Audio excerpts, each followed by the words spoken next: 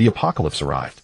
In his previous life, Cheng Fei was betrayed by a green tea woman and her family, who devoured him alive. He survived only 3 months. Time rewound to 1 month before the apocalypse. Within this month, Cheng Fei must find ways to make money and stockpile supplies. He swore never again to live the cold, hungry, bullied life of his previous incarnation. Free shopping at the supermarket, catching various seafood, storing clean mountain spring water, and self-defense weapons were all must-haves. Don't kill me. Cheng Fei suddenly opened his eyes, subconsciously shouting heart-wrenchingly. As a result, his shout startled Li Mianmian in front of him. Li Mianmian rolled her eyes and muttered discontentedly, "Cheng Fei, are you crazy? You said you would give me a brand necklace, lured me here, leaned in to kiss me, and now you look at me like I'm a ghost. What's with you?"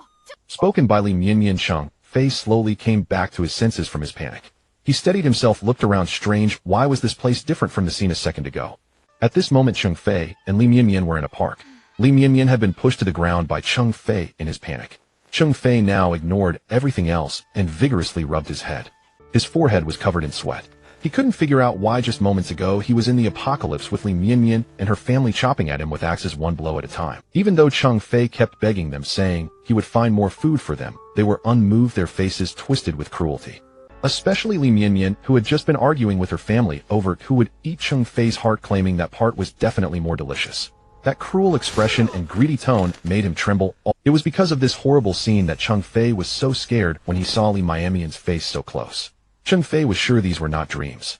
But looking at the scene before him and Li Mianmian sitting on the ground angrily, Cheng Fei became even more certain that the dark memories in his mind were real, definitely not a dream. But he was clearly dead. How could he be here? Could it be he was reborn? The terrifying scenes of the apocalypse were still vivid in his mind. Cheng Fei remembered that on a seemingly normal day, a blizzard suddenly arrived. It snowed for 3 months straight, the snowdrifts reaching up to 8 stories high. People couldn't go out to find food. Countless mutated plants and animals easily slaughtered humans. In this extreme environment, everyone's dark side was brought out. And no one knew why this was happening or when the disaster would end. Terrible, it was simply terrible. Before Cheng Fei could come to his senses, Li Mianmian angrily threw her bag at him. But Cheng Fei reacted extremely quickly. Just as the bag was about to hit his face, he reflexively blocked it with his hand. Li Mianmian didn't expect Cheng Fei to be so fast. She scowled and cursed, "Cheng Fei, if you don't help me up, don't expect me to be your girlfriend anymore." Cheng Fei took a deep breath, having accepted the fact of his rebirth, and couldn't help but chuckle lightly. "You have your own hands and feet, can't you get up yourself?" Looking at the bench about 10 meters ahead, where a young couple in love was sitting, Cheng Fei recalled that in his previous life, he had dated Li Mianmian right here. At that time, Li Mianmian had not agreed to go out. It was only after Cheng Fei begged for a long time and promised to buy her a designer necklace worth over 2,000 yuan that she agreed. And when Cheng Fei came out, seeing the young couple in front of the park enthusiastically engaging in lip-touching techniques, he mustered the courage to ask if he could kiss Li Mianmian. As a result, this rebirth actually happened at such a moment. Thinking of the previous life, Cheng Fei's gaze toward Li Mianmian turned vicious. Cheng Fei had always been meek and obedient. Suddenly, he seemed like a different person. Although Li Mianmian was dissatisfied with Cheng Fei's behavior for the sake of the designer necklace, she didn't lash out at him directly. Instead, she vented her anger on the couple who had been secretly looking at them because of the commotion. "What are you looking at?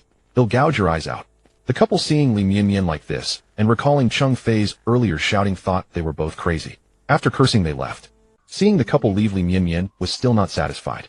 She pointed at the bag on the ground and glared at Cheng Fei, saying, "What are you trying to do, crying and laughing like this? Isn't it just a necklace? You don't have to act crazy on purpose. And you pushed me down without even apologizing. Look, my bag is dirty from falling on the ground. You have to buy me a new one." Looking at Li Mianmian's greedy appearance, Cheng Fei knew she was just using that as an excuse to get the newly released necklace worth over 2,000 yuan. In his past life, he was deceived by this Li Mianmian, and because Cheng Fei loved her too much, he obeyed her every whim. Having experienced the cruel torment of his previous life, and having died at the hands of Li Mianmian and her family, Cheng Fei naturally would not foolishly risk his life for them again, only to end up being compensate.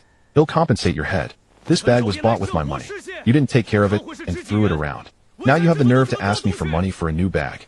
To avoid falling into Li Mianmian's hands again, like in his previous life, Cheng Fei angrily kicked the bag on the ground directly into the lake. With a thud, Li Mianmian's small handbag fell directly into the lake behind them. "Oh, Cheng Fei, you're crazy. This bag was a gift from you, so it's mine. How dare you throw it in the water? My phone and lipstick are in there. My phone is the latest model. Do you know how expensive it is?" Li Mianmian knelt by the lake, reaching out to grab her bag. Because the bag was relatively light, it was still floating and hadn't sunk yet. But Cheng Fei had thrown it with force, and the bag landed far from the shore, far beyond arm's reach. Cheng Fei stood behind Li Mianyan, watching her anxious appearance coldly. He wished he could kick her into the lake. But he remembered Li Mianyan couldn't swim. If he kicked her in, she would definitely die.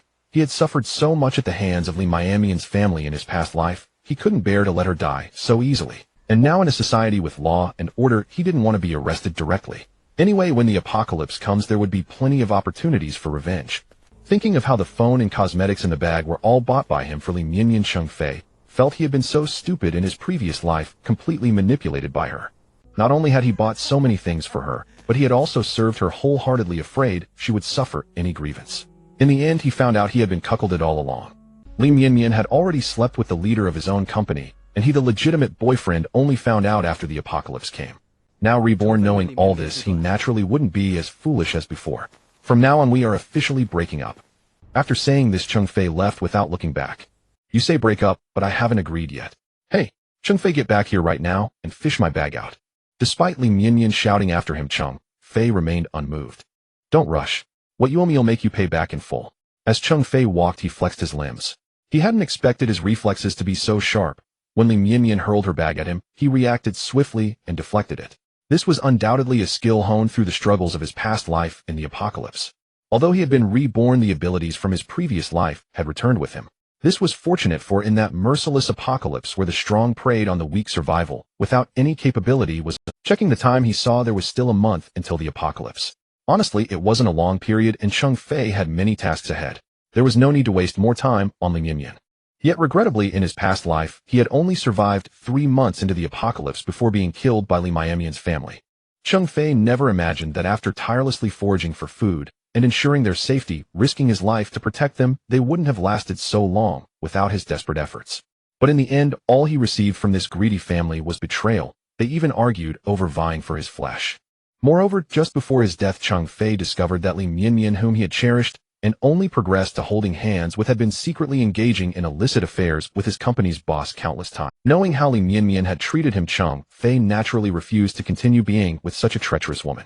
As Cheng Fei pondered future events, his consciousness suddenly appeared in a void, a place utterly empty with nothing but boundless space.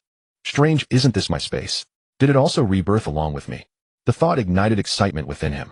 After calming his mind, he realized the scene before him was still the pre-apocalyptic world, bustling with traffic. It was entirely different from what he had just witnessed. Cheng Fei was certain this was the same space he had possessed in his past life. In the first month of the apocalypse, Cheng Fei had suddenly gained spatial abilities. At the time, he didn't understand what it was. Through experimentation, he confirmed that time within the space was frozen. Anything placed inside could not be taken by others and would never spoil. It was precisely this ability that had allowed Li Mianyan's family to survive so long in the apocalypse in his past life. However, in an apocalypse where everyone possessed spatial abilities, Cheng Fei's power was utterly useless except for storing supplies. When Li Mianyan's family learned that Cheng Fei only had spatial abilities, they berated him even more fiercely. Others had abilities that could be used for combat, allowing them to steal food or protect themselves, and some even formed their own teams.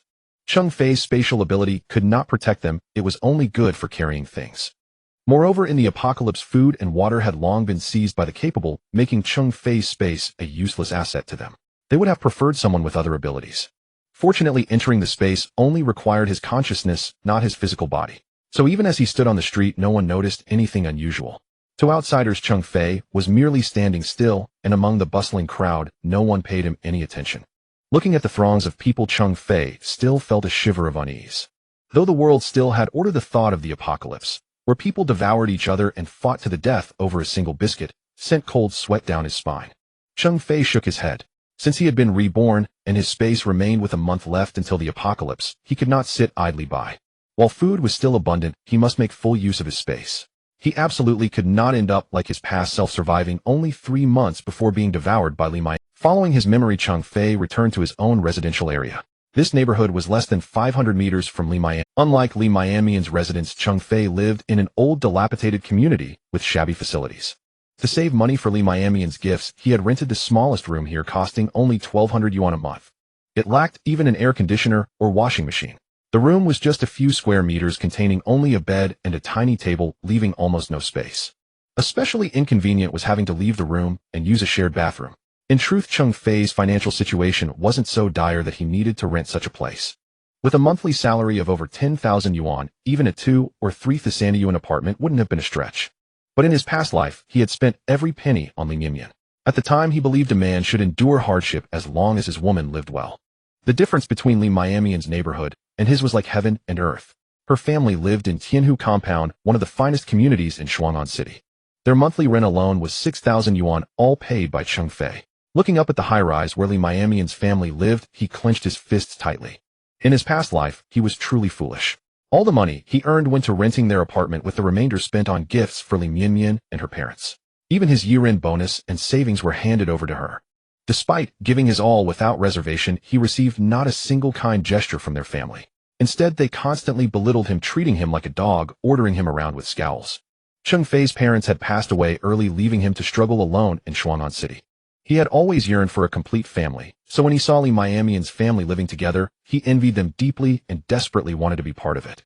But he never realized that from the very beginning they never considered him family, merely a servant who could earn money for them. Cheng Fei took a deep breath and hurried back to his rented room, pulling out a box he had stored in the cabinet. This box was filled with money he had saved over time. Since all the money Cheng Fei had earned in his previous life was spent on Li Mianmian, the box only contained small change, 5 mao and 1 yuan coins. Even this paltry sum was what Cheng Fei had scrimped and saved from his daily expenses.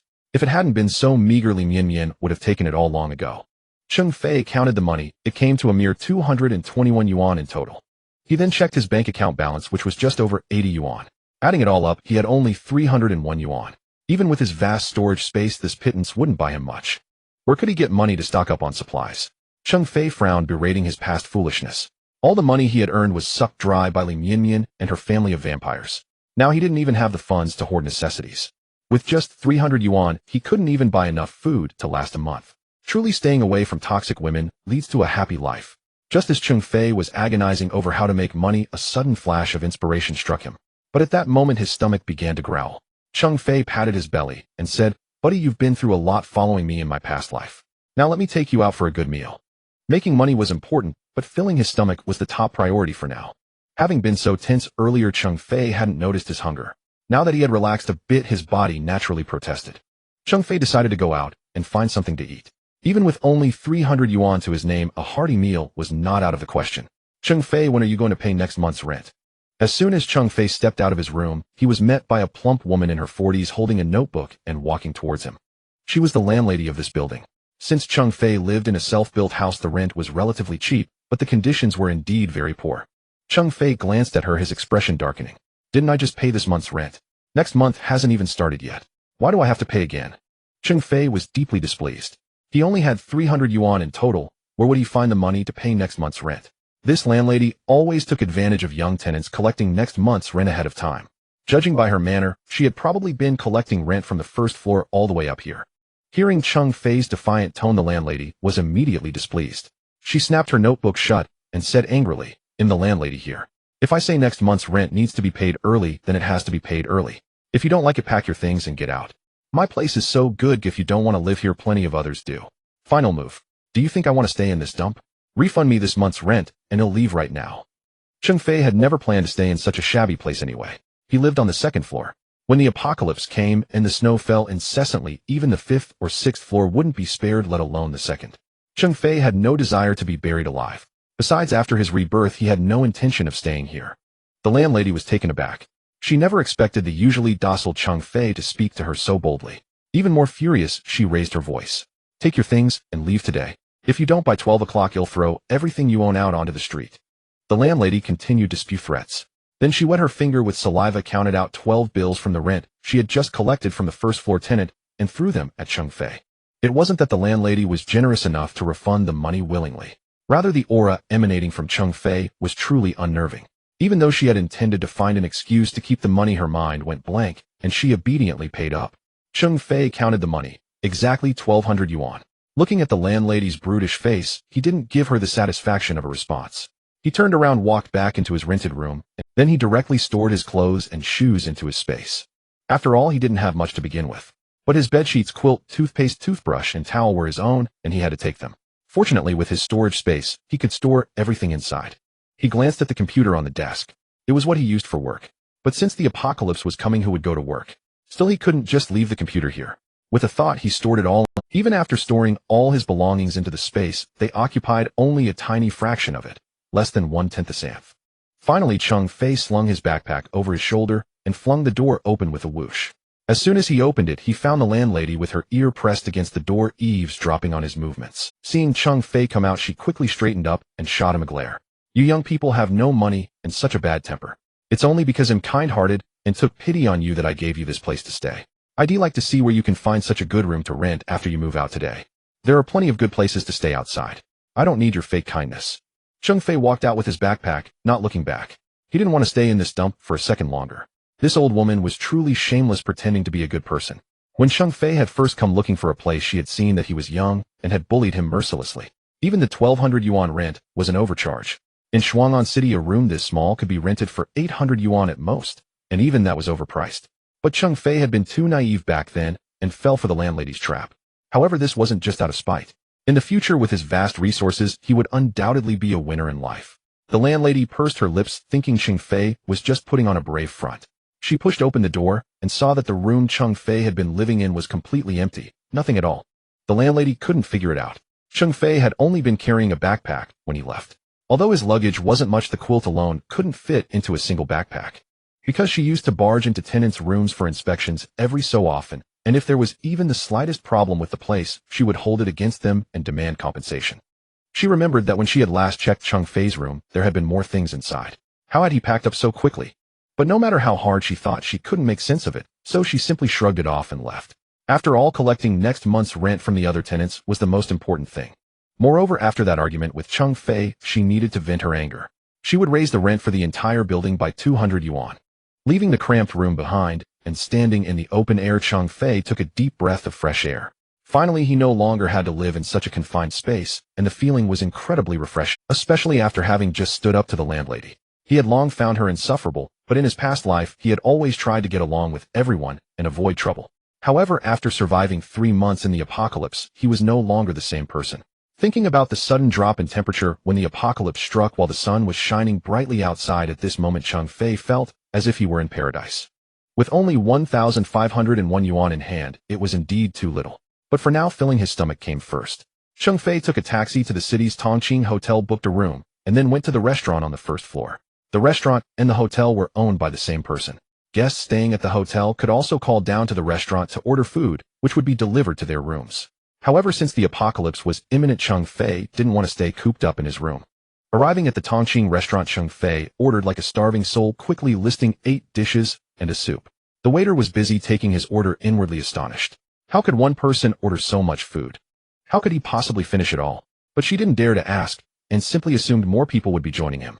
Because Cheng Fei was in a hurry, and there weren't many customers at that hour, his food was served quickly. Now ravenous as he was, Cheng Fei didn't care about appearances. He grabbed a big pork knuckle and started gnawing on it without any pretense. When the first bite of meat hit his tongue, the deliciousness almost brought tears to his eyes. In the apocalypse, all he had to eat were the water-soaked compressed biscuits Li Miamian's family gave him. After 3 months of that, how could he not be moved by the taste of real meat? The waitress serving the dishes was startled by Cheng Fei's ravenous appearance, especially when he alternated between crying and laughing, looking like a madman. After setting down all the dishes, she quickly scurried away. Many waitresses stared at Cheng Fei as if he were a monkey in a zoo, whispering among themselves. Cheng Fei paid them no mind and continued to wolf down his meal. The apocalypse hasn't come yet, so laugh all you want. When it does, let's see how you smile then. Just as he was eating with gusto, his phone kept ringing. Cheng Fei pulled it out and saw it was Li Miamian calling. He couldn't care less. He simply put his phone on silent, tossed it aside, and ignored it. Not even the King of Heaven could stop him from eating now. Those who have never experienced hunger will never understand this feeling. Because he ate so quickly, he was full in less than 20 minutes. But since there was so much food, he couldn't finish it all. Cheng Fei called the waitress over and asked her to pack the leftovers. Wasting food was out of the question. Especially in the apocalyptic scenario where even human flesh was consumed, these leftovers were an unimaginable lot. While the waitress was packing up his food, Cheng Fei picked up his phone. Li Miamian had called him 3 times. Seeing that he didn't answer, she then sent him a message. Cheng Fei, have you lost your mind? If you buy me that brand necklace and 2 bottles of perfume right now, I might forgive you. Reading Li Miamian's message, Cheng Fei couldn't help but sneer. He replied to her with a single line, wait for me at your place. While Cheng Fei was looking at his phone, the waiter had already packed up the leftovers. He picked up the packaged food, grabbed the unfinished cola from the table, and headed to the counter to pay, sipping as he went. He hadn't had cola in ages. He never really liked it much before, but after starving for so long in the apocalypse, he found himself enjoying almost anything now. Sir, your total is 880 yuan. Will that be mobile payment or cash? The young cashier at the front desk was initially impressed by Cheng Fei's handsome face and the fact that he had spent so much alone. She kept a polite gaze on him. Cash. But when he pulled out his wallet, her admiration vanished. He took out bills in denominations as small as 5 mao and 1 yuan along with coins. The cashier had thought Cheng Fei was a wealthy, handsome man, but now she saw him as merely putting on a facade. She assumed he had saved up for a long time just to indulge at their restaurant occasionally. With this thought, her look turned to one of disdain. Cheng Fei had long noticed the change in her attitude. He had seen plenty of such snobbish people in the apocalypse. Women like her were always the first to die. Of course, some clever ones used their bodies to survive longer. But judging by the cashier's ordinary looks, even in the apocalypse, trading her body for supplies would have been met with contempt. After paying, Cheng Fei took the elevator to the room he had just booked. He stored the packed food in his space, and then lay sprawled like a starfish on the soft bed. He hadn't slept on such a soft, comfortable bed in so long. Lying there felt like resting on cotton, fluffy, airy, and incredibly soothing. In the 3 months he spent in the apocalypse, he hadn't had a single good night's sleep. Back then, Li Miamian's family wouldn't let him rest, constantly forcing him to go out and scavenge for supplies. In that environment, being just an ordinary person, he could barely find anything. When he failed to find supplies, they wouldn't even let him sleep. At best, he managed 2 or 3 hours of sleep a day, lying on a rough, dirty wooden plank. He was severely sleep-deprived, and after a full meal, a wave of drowsiness washed over him. Within seconds, he fell asleep. Meanwhile, Li Mianmian, who had received his message, thought Cheng Fei would rush over to apologize to her. She sat proudly in her living room, waiting, planning how to scold him when he arrived. Her parents sat on the sofa beside her. Mianmian, how is it? What did that brat Cheng Fei say? Li Miamian's mother, Luingfang, was browsing a live-streaming sales channel. Spotting a bracelet she liked, she asked casually. She planned to make Cheng Fei pay for that bracelet when he came over. It wasn't expensive, just over 1,000 yuan. Cheng Fei was always obedient, doing whatever she asked. Getting him to buy a bracelet was as easy as saying a word. Cheng Fei told me to wait at home. He should be here soon. Li Mianmian tossed her phone aside. She figured he had just had a momentary lapse of reason earlier. Now that she had messaged him, he was bound to come crawling back. Her father, Li Tianda, pounded the sofa in anger. Fine. That little bastard has grown a pair, daring to treat my precious daughter like this. He must have eaten a bear's heart and leopard's gall. Our daughter is with him. He should be thanking his lucky stars for 100 lifetimes. He's gone too far. When he gets here, I'll teach him a lesson. Li Mianmian had told her parents about the incident in the park that morning, and it had enraged the old couple. They were used to Cheng Fei obeying them unconditionally. To have him treat their daughter like this was a bitter pill to swallow. Li Mianmian hadn't intended to bother with Cheng Fei or call him. It was Luingfang who had pushed her to make the call. After all, they still needed him for tasks like carrying heavy things, cleaning the house, or taking out the trash. Such a great free laborer. How could they just throw him away? Even hiring a maid would cost several thousand a month, and they'd have to be wary of her. It was their daughter's charm that had landed them a steady, honest young man like Cheng Fei, who harbored no ulterior motives. Too bad he was poor. Though Cheng Fei didn't live in Tianhu community, he was close enough that they called him over every day to do chores. The Li family looked down on him, but didn't want to do the menial work themselves. Cheng Fei was the perfect fool for the job. In their minds, giving him this chance to serve them was a blessing for him. They even felt he was the one gaining. Mom, Dad, when Cheng Fei gets here, you both need to help me get even. He yelled at me today and said he wanted to break up. I've been too nice to him, and that's why he dares to act out. If you don't teach him a lesson, he'll end up walking all over us. The more Li Mianmian thought about it, the angrier she got. She frantically changed channels with the remote. She was furious about how Cheng Fei had treated her today. She had been with him for 5 months plus the time he pursued her, totaling nearly a year. He had always been obedient and submissive, but today, just because she asked him to buy a brand necklace, he dared to threaten a breakup. Li Mianmian was determined not to let him off easy. Today she would make him understand who the real master was. After flipping through channels for a while, she found nothing to her liking. She angrily tossed the remote onto the sofa and lay back, plotting what gifts to make Cheng Fei buy to appease her. After all, she didn't love him. She was only with him because he was naive and easy to manipulate. Seeing her daughter sulking on the sofa, Lu Yingfang quickly sat beside her and asked worriedly, Mian, you didn't give yourself to that brat Cheng Fei, did you? A man like him isn't worthy of you. If he weren't useful, we wouldn't even bother with him. No. Li Mian waved her hand impatiently. It's just like you taught me, Mom. Don't let a man taste the sweetness too soon. In all these months, we've only held hands. Today I was going to give him a little reward to get the necklace. I even leaned in, but he went crazy and pushed me to the ground. What a lunatic. Does he really think he can have me? Dream on. Lu Yingfang was relieved that her daughter had heeded her advice. Good. I was afraid you'd give yourself to him too quickly. Men are all the same. Once they get what they want, they don't value it. Keep him dangling, and we can squeeze more out of him. Li Miamian's parents knew everything about her relationship with Cheng Fei. The tactic of keeping him at arm's length was Lu Yingfang's idea. And it worked like a charm. Cheng Fei was completely under her thumb, foolishly believing Li Mianmian was a pure virtuous woman. Lu Yingfang then changed the subject. By the way, has that President Wang been in touch? I've had my eye on a massage chair at the mall. Go spend some time with him and get him to buy it for me as a filial gift. That Cheng Fei is too poor to afford anything so expensive. She winked as she spoke, knowing Cheng Fei only earned a little over 10,000 a month. Though that was decent for an ordinary person, Li Mianmian constantly made him buy things, leaving his pockets emptier than his face. The massage chair she wanted cost over 30,000, far beyond his means. But her daughter had hooked President Wang from Cheng Fei's company. He was wealthy, just not very generous. Li Mianmian had slept with him several times, but only received a few tens of thousands in total. A man of his status should have been lavish, maybe gifting a car or a house after each encounter. Instead, he gave paltry sums. But Lu Yingfang and her family couldn't bear to let go of such a big catch, so they let things be. I know. They'll go see President Wang tonight and get you that massage chair. The Li family was still scheming about how Li Mianmian could better serve President Wang when the doorbell rang. Li Tianda, closest to the door, glanced at the video intercom and cracked his knuckles. Chill. Quiet, everyone. Cheng Fei's here. At that, Li Mianmian and Lu Yingfang fell silent. They couldn't let Cheng Fei find out about their plans, or he wouldn't be so willing to slave away for them. Li Tianda opened the door and saw Cheng Fei standing there with a roguish grin, his already gloomy expression turning even darker. Look at what you've done to my daughter. Is this how a boyfriend behaves? You're not welcome here. Get the hell out. With that, Li Tianda slammed the door shut again. This was his tactic of playing hard to get. His true intention wasn't to drive Cheng Fei away. They had just finished dinner, leaving the table strewn with leftovers and takeout containers. On weekends, Cheng Fei usually came over to cook for them, but he had been unreachable all day, forcing them to order in. If he drove Cheng Fei away now, who would clean up the messy dining room? Watching the door slam shut, Cheng Fei remained unfazed, leisurely counting down 3, 2, 1. Sure enough, the moment he said 1, the door swung open again, this time by Lu Yingfang. Lu Yingfang's expression was far less harsh than Li Tianda. She feigned warmth, calling Cheng Fei, and Cheng Fei's here. Oh, why didn't you come cook this weekend? We had to eat takeout. So unhealthy.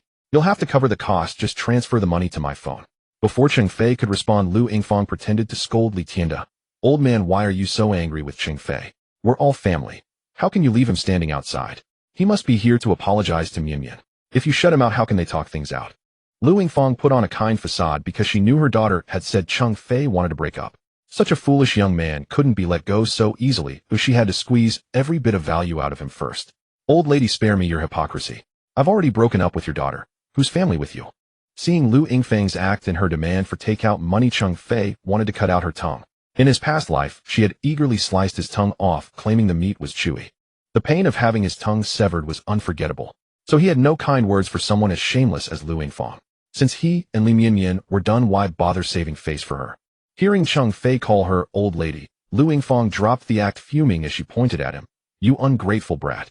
My daughter told me about your ridiculous behavior today, and I thought it was a misunderstanding, but you're utterly disrespectful. In the months you've been with my daughter, we've helped you so much, and this is how you repay us. No wonder your parents died early. No one taught you manners, so you have no respect for elders. Lu Yingfang had thought Cheng Fei was just in a minor mood and could be easily coaxed, but his sudden harshness made her swallow the words about asking him to buy her a bracelet. Had this kid taken the wrong medicine today? He used to be so polite and respectful, but now he seemed like a different person. She'd have to teach him a lesson tonight and remind him of his place. Li Mianmian was lounging on the sofa with her legs crossed, looking smug, believing Cheng Fei, but Cheng Fei showed no sign of remorse. She raised her voice. How dare you talk to my mother like that? She's still an elder. Cheng Fei sneered. And you shameless slut, I was blind to be with you. I'm here today to get back everything I gave you. Hand it over now, and we'll be done. I can't stand the sight of you anymore. Cheng Fei calculated that in the 5 months, with Li Mianmian plus the months he chased her, he had spent over 100,000 yuan on gifts, trips, and meals for her. Every month, after paying his own rent, all his salary went to Li Mianmian and her family. Wouldn't that 100,000 be better spent on supplies? Why waste it on such a wretched woman? On top of that, his savings of 300,000 yuan over the years had been tricked away by Li Mianmian's family to pay the down payment on a house, one not even in his name. In total, nearly 500,000 yuan was gone, and the thought stung. In his past life, he had been so foolish to waste money on these vampires. Such a waste. You bastard. My daughter is such a catch. How did she end up with a petty man like you? How much did you even give her? You want it back just because you broke up? Are you even a man? 𝓃 suddenly grabbed a cup from the table and hurled it at Cheng Fei. Luckily Cheng Fei dodged quickly. The cup shattered against the wall, splashing water everywhere. Frustrated that the cup missed, 𝓃 picked up the teapot to throw it. But the pot was scalding. He yelped in pain and had to let go. Seeing the teapot fall onto the table, 𝓃 abandoned the idea. This teapot cost Cheng Fei several hundred yuan. If it broke, what would he use? 𝓃 continued to curse Cheng Fei. No wonder your parents died early. No one taught you manners. You're nothing but a thug. It's good that my daughter broke up with you. We don't need shady people like you in our house corrupting our upright values. 𝓃 continued to curse Cheng Fei. No wonder your parents died early. No one taught you manners. That's right. These are our things now. Why should we give them to you? I always knew you were up to something, and now you show your true colors. Lu Yingfang quickly blocked the hallway, preventing Cheng Fei from barging in to take things. Taking anything from her was out of the question. They were used to only receiving, never giving back. Li Mianmian theatrically rushed into her bedroom, grabbed a few stuffed toys Cheng Fei had won for her from a claw machine, and threw them at him. Take them back. Take them all back. Who cares about this junk? I don't want any of it. Now get out of my house. Cheng Fei was amused and exasperated by the dolls on the ground. This family was truly something else. He had given them gifts worth at least 80 to 100,000, yet here they were. They refused to part with anything valuable, only offering a few shabby dolls while pretending to be noble. Why so little? Where are the phones? The cosmetics, the perfumes, the handbags, the shoes. Oh, and the tea set, the rent I paid for you, and the 300,000 for the house. If you're going to return everything, do it properly. As for groceries, takeout, and the trips I treated you to, I won't bother counting those. Consider yourselves lucky. Cheng Fei picked up the dolls from the floor and stuffed them into his backpack. He knew getting Li Mianmian's family to return everything wouldn't be easy, and he was well aware these dolls were worthless. But he refused to leave even a single thing for them. Lu Yingfang sneered at Cheng Fei for gathering even those dolls, convinced he had become utterly desperate. She rolled her eyes at him and said, "My daughter returning these to you is already more than generous. Don't push it. Leave now, or he'll call the police and have you locked up for life." Lu Yingfang continued to threaten Cheng Fei. How had she never noticed what an ungrateful brat he was, coveting even such trifles? After all, they had been so kind to him, even letting him eat at their home. Why couldn't he appreciate it? Though when they called him over for meals, they always made him buy groceries and cook, eating together afterward. Yet the family remained self-righteous, blind to any fault. I'm taking back what's mine. Think calling the police can lock me up forever. Old hag, if you don't know the law, get online instead of wasting time on live streams buying junk. I'm not leaving today. Let's see what you can do. Unfazed, Cheng Fei strode toward the TV. In his past life, he had worked in this house often and knew what he needed was by the TV cabinet. Li Mianmian's family exchanged uneasy glances at Cheng Fei's fierce demeanor. From morning till now, his attitude toward them had shifted drastically, as if they had wronged him mortally. Li Mianmian especially trembled under his gaze, terrified he might pull a knife on her. She kept her distance. Yet seeing him stride toward the TV cabinet as if they didn't exist, they wanted to stop him, but dared not, resorting only to angry shouts. "If you want to break up, fine. But remember, it's me dumping you, not the other way around. Get out now. You're not welcome here." My daughter said it all. Why are you still shamelessly hanging around? Think we'll accept you. Even if you kneel and beg, I won't let her stay with a broke loser like you. You damn bastard, get the hell out. 𝓃, furious that Cheng Fei ignored them, grabbed an umbrella by the door and swung it at his head. In a flash, Cheng Fei turned and caught the umbrella midair. "And you old fool, at death's door can't even save some virtue." With a shove, 𝓃 stumbled and fell hard to the floor. "Ow, ow, he's hitting me. Help. Someone call the police. Arrest this thug." Lu Yingfang shrieked, slapping her thigh as she saw her husband on the ground. The front door had been left open when Cheng Fei entered, so her shouts drew curious neighbors peering inside. 𝓃, still reeling from the pain in his hip and back, saw the neighbors and lay there groaning, accusing Cheng Fei. Li Mianmian quickly knelt beside him, yelling that Cheng Fei had assaulted her family. The nosy neighbors grew more intrigued. Cheng Fei, usually so obedient, had apparently snapped and turned violent. "Cheng Fei, how could you do this? The Li family has treated you like a son. How dare you hit someone? Someone like you deserves to be struck by lightning. I always knew your meek act was fake. Didn't think you'd show your true colors so soon. Oh, what a tragedy. Poor Mianmian ending up with a boyfriend like you. She's so beautiful and gentle, and you can't appreciate her. You're an ungrateful wretch. No wonder your parents died young. You must have infuriated them to death. Their early death was probably a mercy, so they wouldn't have to see their son beat an old man. What face would they have to live?" The neighbors at the door accused Cheng Fei without a second thought. Cheng Fei ignored them. These old folks were close friends of Li Tianda and Lu Yingfang, playing chess or square dancing together, always meddling in community affairs. In his past life, because the apocalypse struck while he was cooking at Li Miamian's home, he was trapped there. When supplies ran low, Cheng Fei not only scavenged food for Li's family, but also for these old neighbors who kept demanding their share. He had sustained them all. Initially, everyone dismissed the disasters as mere weather anomalies, so Li's family generously shared Cheng Fei's finds with the old folks. But as resources dwindled and the calamities persisted, Li's family eventually severed ties with them. Cheng Fei didn't care about their insults. Their words couldn't harm him. While they ranted, he swiftly pulled a key from a set in the cabinet, slipped it into his space with a thought, and replaced the rest. No one noticed his actions, too engrossed in their tirade. Since the key vanished into his space, even if they found his behavior odd, they couldn't tell what he had done. With his mission accomplished, Cheng Fei decided to leave. The old fool's wailing was grating, and to avoid losing control and harming them, he grabbed the key and departed. Lu Yingfang wanted to stop him, but feared being hit herself. She shouted toward the door, "Stop him. Don't let that thug escape. My old man's lying there unable to move. He must pay medical fees and rot in jail." Although Lu Yingfang kept shouting, the neighbors outside were not fools. If her son-in-law could beat his own father-in-law, would he even regard these old fellows? They just came over to join the commotion, not wanting to risk their own lives in the process.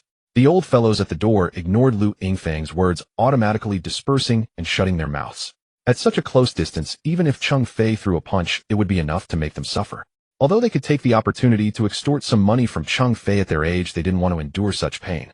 Cheng Fei sneered as he walked away from them. Let these old fellows live a few more days, and when the apocalypse arrives they can jump in front of him, and he wouldn't mind sending them off early. Once Cheng Fei entered the elevator, the old fellows resumed their cursing, continually berating Cheng Fei for being malevolent. Cheng Fei whistled as he exited the Tianhu community, hailed a taxi, told the driver an address, and left the Tianhu community. Tonight the Li family would surely be live. However, that old man Li Tianda really could act. He merely pushed him a little, but lay on the ground, acting as if it was quite convincing. The place Cheng Fei was heading to wasn't far, and he arrived in just over 10 minutes. This was a more upscale community than Tianhu. This community was called Reborn, where Li Miamian's parents had just bought a new house and had finished the renovations. They needed to air it out, so they moved to Tianhu with Li Mianmian to enjoy Cheng Fei's care. Cheng Fei followed his memory to one of the buildings. He arrived at room 302 on the 3rd floor. Taking out the key, he opened the door to reveal a brand new home. It must be said that these two old ones really knew how to choose. This house was worth at least 7 to 8 million, and adding up the costs of renovations and various furniture, the total was frightening. However, this house was bought after Cheng Fei had just gotten together with Li Mianmian. At that time, Cheng Fei was desperately pursuing Li Mianmian, and her condition for being with him was that he needed to have a house of his own in Shuang'an City. Cheng Fei had some money at that time, and with the thought of marrying Li Mianmian, he figured that the two would need a house when they married. Although he didn't have much, he thought he could still put down a deposit on a smaller house, so he planned to take out the 300,000 from his card. Li Miamian's family didn't expect Cheng Fei to really agree. Seeing he had so much money, without a second thought, they took out several tens of thousands and borrowed hundreds of thousands from other relatives and friends selling their old house to gather over 2 million for the down payment on the Reborn house. In the end, the 30,000 was swindled away by Li Miamian's family, while the house was registered in the names of Li Tianda and his wife. With Cheng Fei as their cash cow, the greedy Li Tianda and Lu Yingfang spared no expense on renovations. They spent all their money on decorating this new house, buying high-end furniture and appliances. Had it not been for Cheng Fei taking out 30,000, he would have been left with no money. Otherwise, they would have planned to have Cheng Fei pay their monthly mortgage. They really had a good scheme. Cheng Fei had been foolish in the past, thinking of them as family. His future in-laws truly felt sorry for him, and they never made him pay the mortgage, for which he was very grateful to these two old fellows at the time.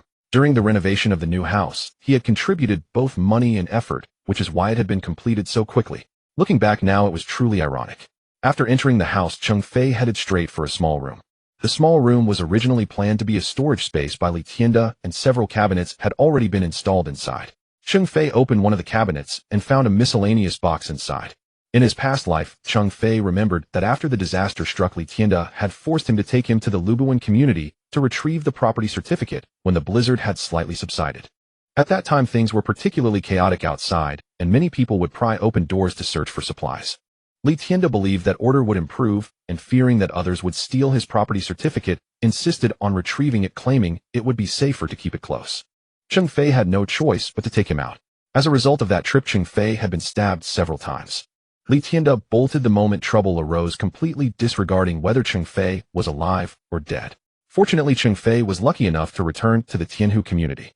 It was precisely because of that injury that Cheng Fei did not receive timely medical treatment. Coupled with the harsh environment and lack of nutrition, once Li Miamian's family saw that Cheng Fei was no longer useful, they directly consumed him. Before dying, hearing Lu Yingfang tell Li Mianyan to rely on their company's boss, Cheng Fei finally learned about the affair between his boss Wang Liqing and Li Mianyan. But it was already too late, as he had no strength left to resist. Relying on his memory, Cheng Fei found the property certificate stored in his space and began his looting mode. Although the new house had not been occupied and had no food, all the furniture was new and had never been used. Cheng Fei did not spare anything, from the bed, nightstand, desk lamp, tables, and chairs, air conditioner in the room, to the sofa, coffee table, TV in the living room, even the ceiling lights. After all, his space was large enough to hold as many items as he wanted. Thinking about the greedy faces of Li Miamian's family and how they had tormented him in the past, Cheng Fei felt a wave of coldness.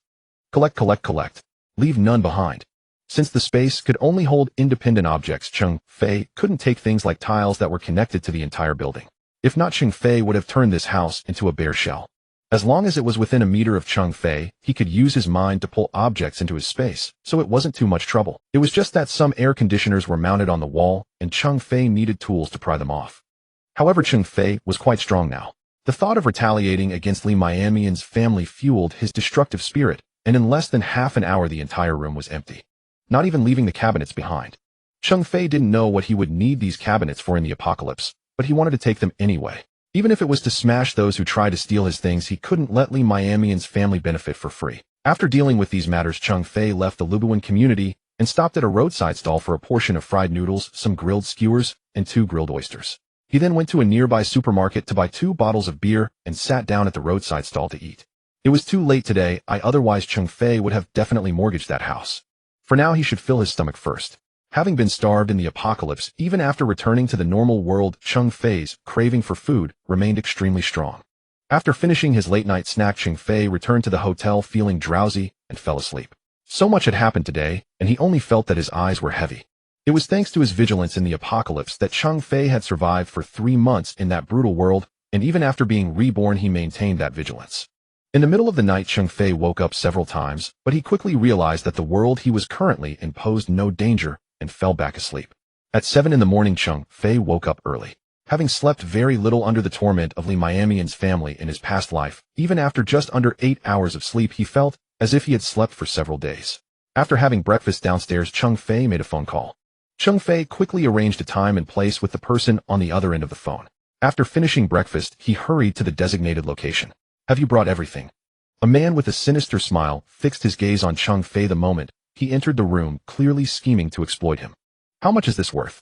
Cheng Fei tossed the property deed and house keys onto the table, casually sat down on a chair, leaned back with his legs crossed, showing no fear toward the man before him. Even though several thugs stood behind the man, Cheng Fei paid them no heed. In the apocalypse, he had encountered far more ruthless individuals than these. Seeing Cheng Fei's fearless demeanor, the man averted his gaze, inspected the property deed to confirm its authenticity, and said, "They'll have someone verify it first.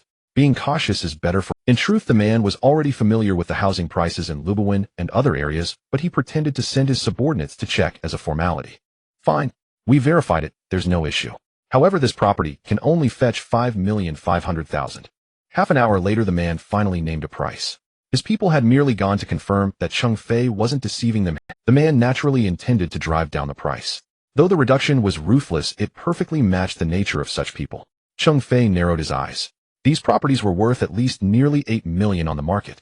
These loan sharks were quite ruthless, slashing the price too severely. However, Cheng Fei had no choice. He urgently needed money with only 29 days left until the apocalypse. He couldn't afford to delay or wait. Before the man could speak, Cheng Fei pulled out Li Tian's ID card from his pocket and tossed it onto the table. "This is my father's ID. I'm leaving it with you." Before the man could speak, Cheng Fei pulled out Li Tian's ID card from his pocket and tossed it onto the table. "This is my father's ID. I'm leaving it with you. Do whatever you want to make money with it, but I need 7 million today."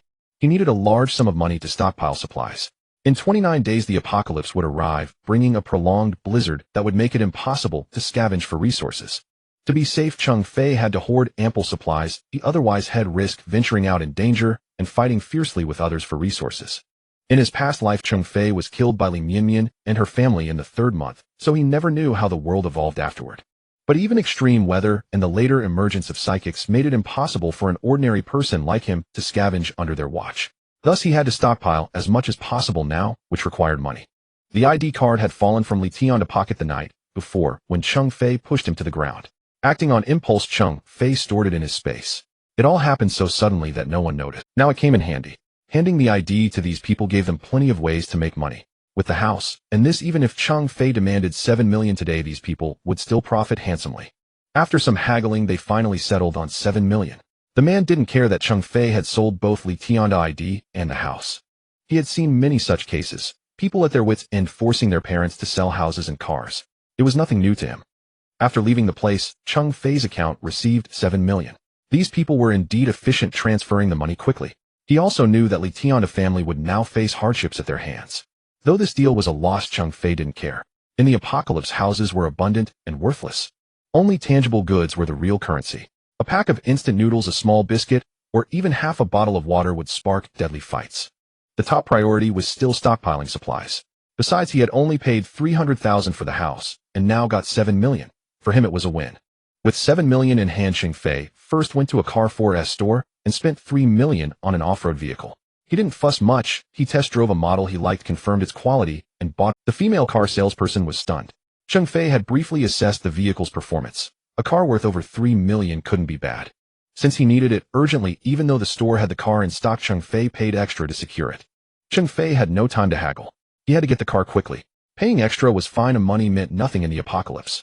As Cheng Fei drove toward his next destination, the saleswoman quickly caught up, leaned by the window, and said in a sweet voice, "Mr.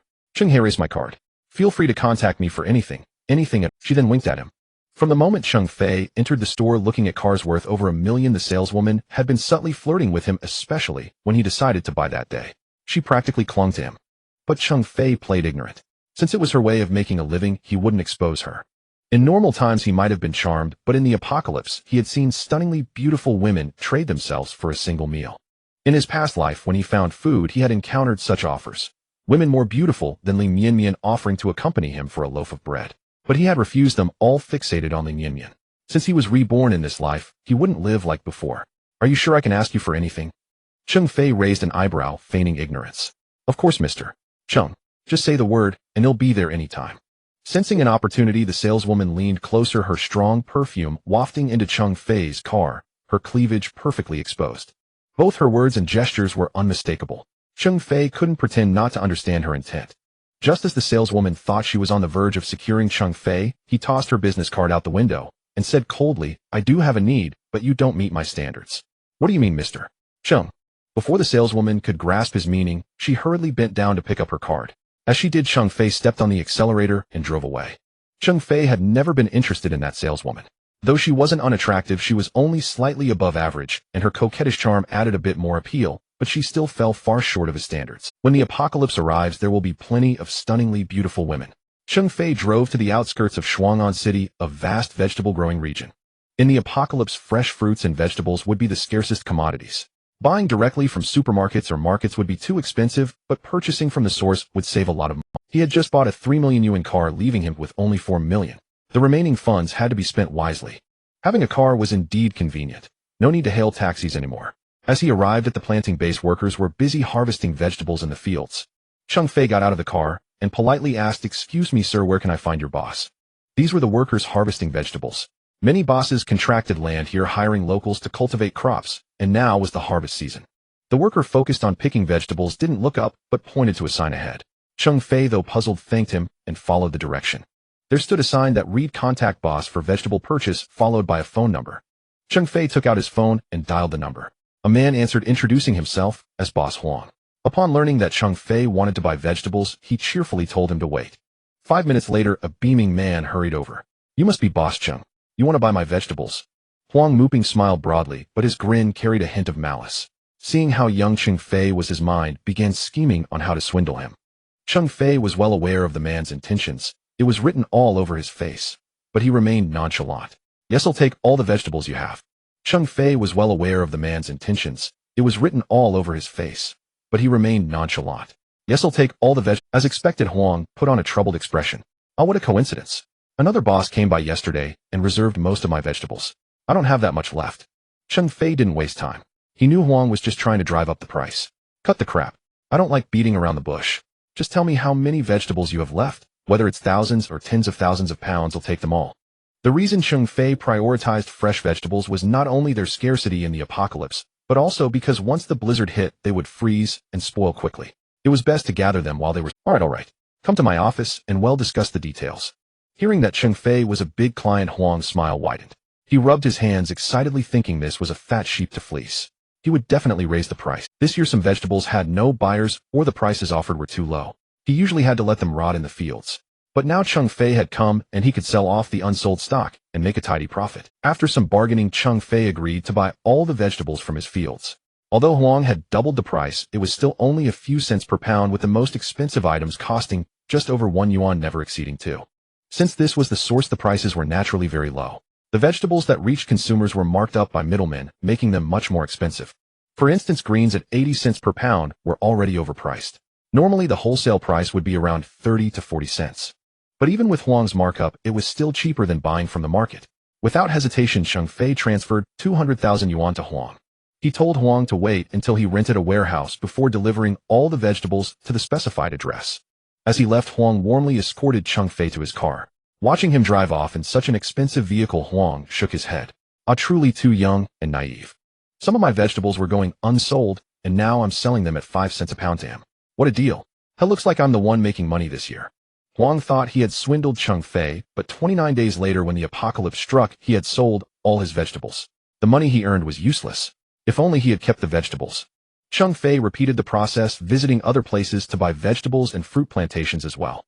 In markets or supermarkets, fruits and vegetables often cost several yuan per pound, but here they rarely exceeded 2 yuan, allowing Cheng Fei to stock up on more fresh produce. Everything would be delivered directly to the warehouse tomorrow, all very fresh. Although he hadn't rented a warehouse yet, he would do so the next day. Cheng Fei worked until 9 at night, visiting over a dozen suppliers and paying over 1 million yuan in deposits. The sheer volume of fruits and vegetables would be enough to sustain him for 10 to 20 years in the apocalypse. However, relying solely on vegetables and fruits wouldn't do. He needed other supplies, but it was already dark, so he would have to continue purchasing the next day. At Li Miamian's house, the family was too furious to eat dinner. They sat in the living room, cursing Cheng Fei incessantly. Li Tienda slammed the table, nearly shattering it. That bastard Cheng Fei dared to push me. I won't let him off. At your age, why did you have to go and get yourself beaten up? That kid Cheng Fei is vicious, but you shouldn't disregard your own health. He dared to treat us like this. We can't let him get away with it. Tomorrow we'll go to the police station and make him pay compensation. Lu Yingfang was also furious with Cheng Fei, but there was no helping it. Though the old man had fallen, he only suffered a sprained back and waist, nothing that left him unable to walk. The hospital couldn't even issue an injury certificate. When the police came, seeing him bouncing around without a scratch, and that Cheng Fei was cooperative, they only asked the two to reconcile at the station the next day before leaving. Li Mianmian chimed in indignantly, "Exactly, Dad. This can't just be brushed aside. I originally thought Cheng Fei was gentle and considerate, but yesterday, he must have been possessed or something. First he pushed me, then you. If we don't make him pay next time, Mom might get hurt too." The three of them discussed how to force Cheng Fei to cough up money. They were furious over his minor resistance, unaware that he had taken Li Tian's ID card and sold their new home. News that would have sent them into a rage. Suddenly Lu Yingfang had an idea. She tugged at Li Miamian's sleeve and whispered, "Honey, Boss Wang from Cheng Fei's company really likes you. Since you're not with Cheng Fei anymore, why don't you go keep him company tonight? Your dad's back is hurting, and if you could get that massage chair from him, it would ease his pain and soothe our wounded hearts." Lu Yingfang thought that since her daughter had already slept with Boss Wang multiple times, this was a good chance to get closer to him. Maybe one day her daughter could truly rise to prominence and be with the boss legitimately. Why stick with a poor guy like Cheng Fei when there was a wealthy boss like Wang? Cheng Fei only earned over 10,000 a month. What was that good for?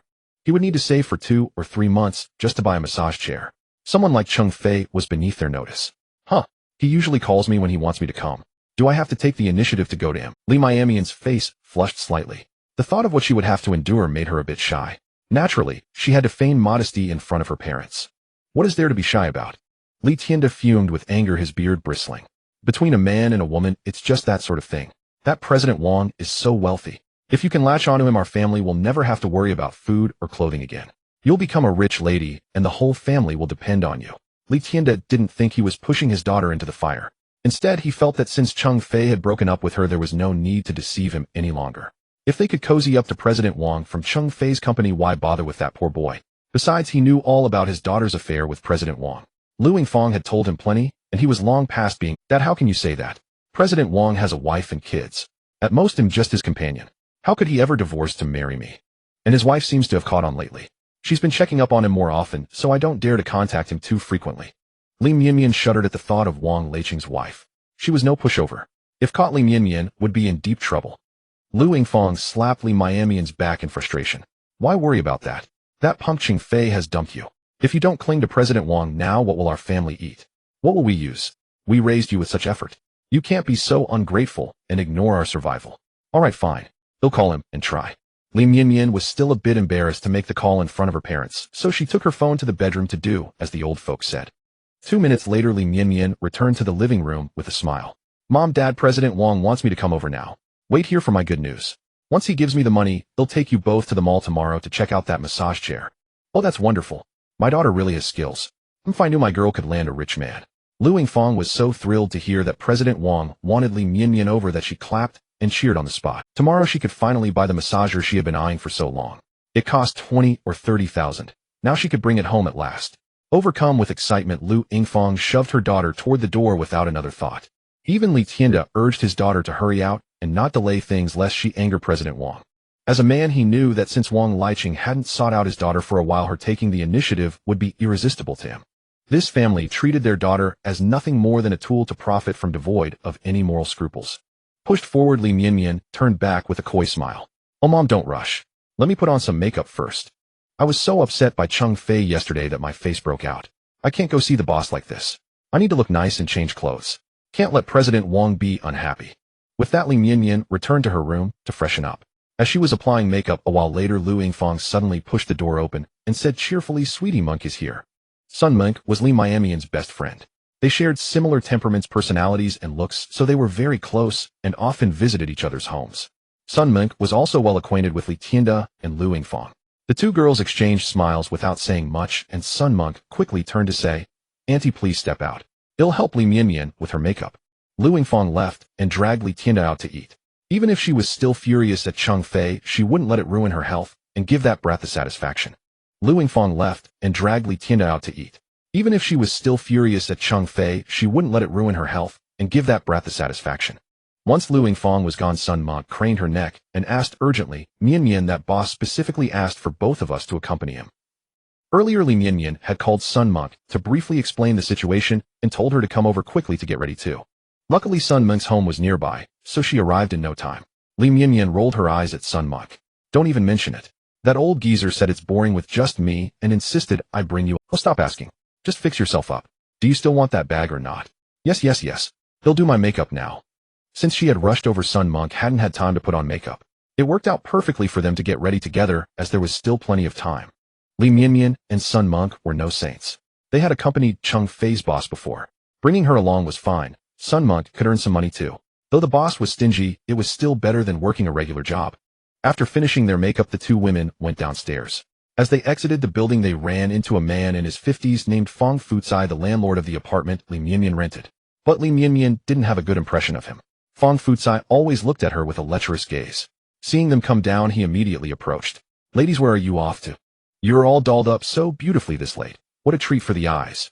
Li Mianmian stepped back to keep her distance and said nervously, Oh, Uncle Landlord, we're just going out for some shopping. Fang Fucai moved closer as they retreated, a sly grin on his face. Why so nervous? It's not like I'm going to eat you. But going out so late dressed so provocatively isn't safe. Where are you shopping? I don't have much to do. How about taking this old man along to see the world? I can even protect you. As he spoke, Fang Fucai reached out to touch Li Mianmian, and this wasn't his first attempt. Before, Cheng Fei always escorted Li Mianmian home, so he never had a chance. But now that the two women were going out alone, he couldn't miss the opportunity to take advantage. Uncle, we're in a hurry, so we can't take you along. It's really not convenient today. Gotta go, bye. Sun Monk was about to curse when Li Mianmian pulled her away. That old man was despicable. Old enough to be their father, yet so shameless. But despite her annoyance, Fang Fucai was her landlord. If she angered him and he refused to rent to them, it would be trouble. Their new place was almost renovated and they could move in soon. She just had to endure a little longer. Checking the time, she realized if they were late and made President Wang unhappy, he might send them away, which would ruin everything. Li Mianmian had already promised her parents they'd buy that massage chair tomorrow. So the two hastily hailed a taxi and headed for the hotel. At 10 o'clock the next morning, Cheng Fei arrived at the police station as agreed. However, having arranged to meet at 10 to mediate the dispute, he waited for a considerable while, without any sign of Li Mianmian and her family. It was only half an hour later that the Li family finally arrived in a flurry. "Why are you so late? You're the ones who wanted to sort this out, but now that he's here you're nowhere to be seen. Do you even want to resolve this?" A police officer surnamed Wang looked at the Li family with displeasure. Yesterday, it was they who reported that Cheng Fei had injured Li Tianda, yet today the man appeared perfectly fine. Moreover, Cheng Fei struck him as a decent young man. Still, since a report had been filed, the matter had to be addressed. "Officer Wang, I'm so sorry. My daughter is a heavy sleeper and overslept this morning. That's why we're late. Please don't be angry." Lu Yingfang quickly apologized, not daring to breathe too loudly. In front of the officers, she had to maintain the facade that they were the victims. If only her daughter hadn't kept her up so late last night, she wouldn't have overslept this morning. Li Mianmian knew it was her fault, and also hurriedly apologized to Officer Wang. "I'm sorry. I was too tired yesterday and overslept. I didn't hear the alarm." "Alright, enough. Let's get this settled. Tell me your demands now." Our demand is that this brat injured me. I want him to compensate me for mental anguish, medical expenses, lost wages, nutritional supplements, nursing fees. Li Tianda spoke first, rattling off a long list of expenses he wanted Cheng Fei to pay. Officer Wang could tell the man was asking for an exorbitant amount. No matter how he looked, Li Tianda didn't seem injured. Besides, they had gone to the hospital yesterday, and it was just a strained lower back. There was no need for such compensation. He quickly stopped Li Tianda from continuing. "Hold on. The young man here already told me what happened yesterday, and it's completely different from your version. It was your father who lost his balance and fell, twisting his back. There's no need for such a large payout. I advise you to think carefully. If you keep demanding money like this, it could be considered extortion." When Cheng Fei first arrived at the station before the Li family showed up, he voluntarily recounted the events of the previous day. Cheng Fei only mentioned having a dispute with Li Tianda and his family, but said nothing about taking the keys.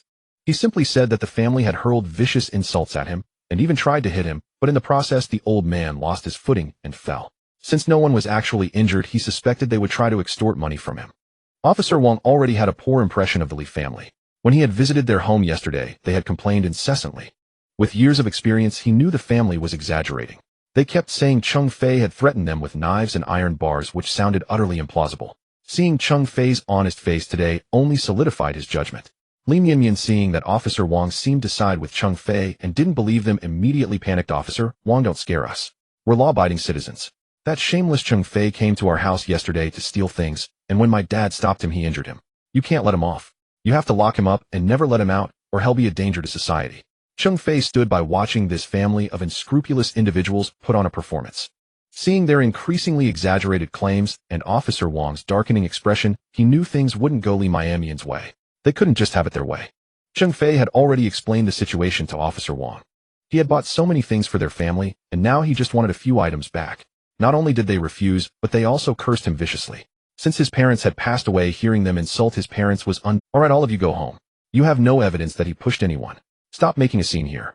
Moreover, after investigation, the facts did not align with the Li family's account. The final resolution was that there was no need for such extensive compensation. Both parties were to go back and communicate to reach a settlement. Officer Wang then hurried off to handle the next case.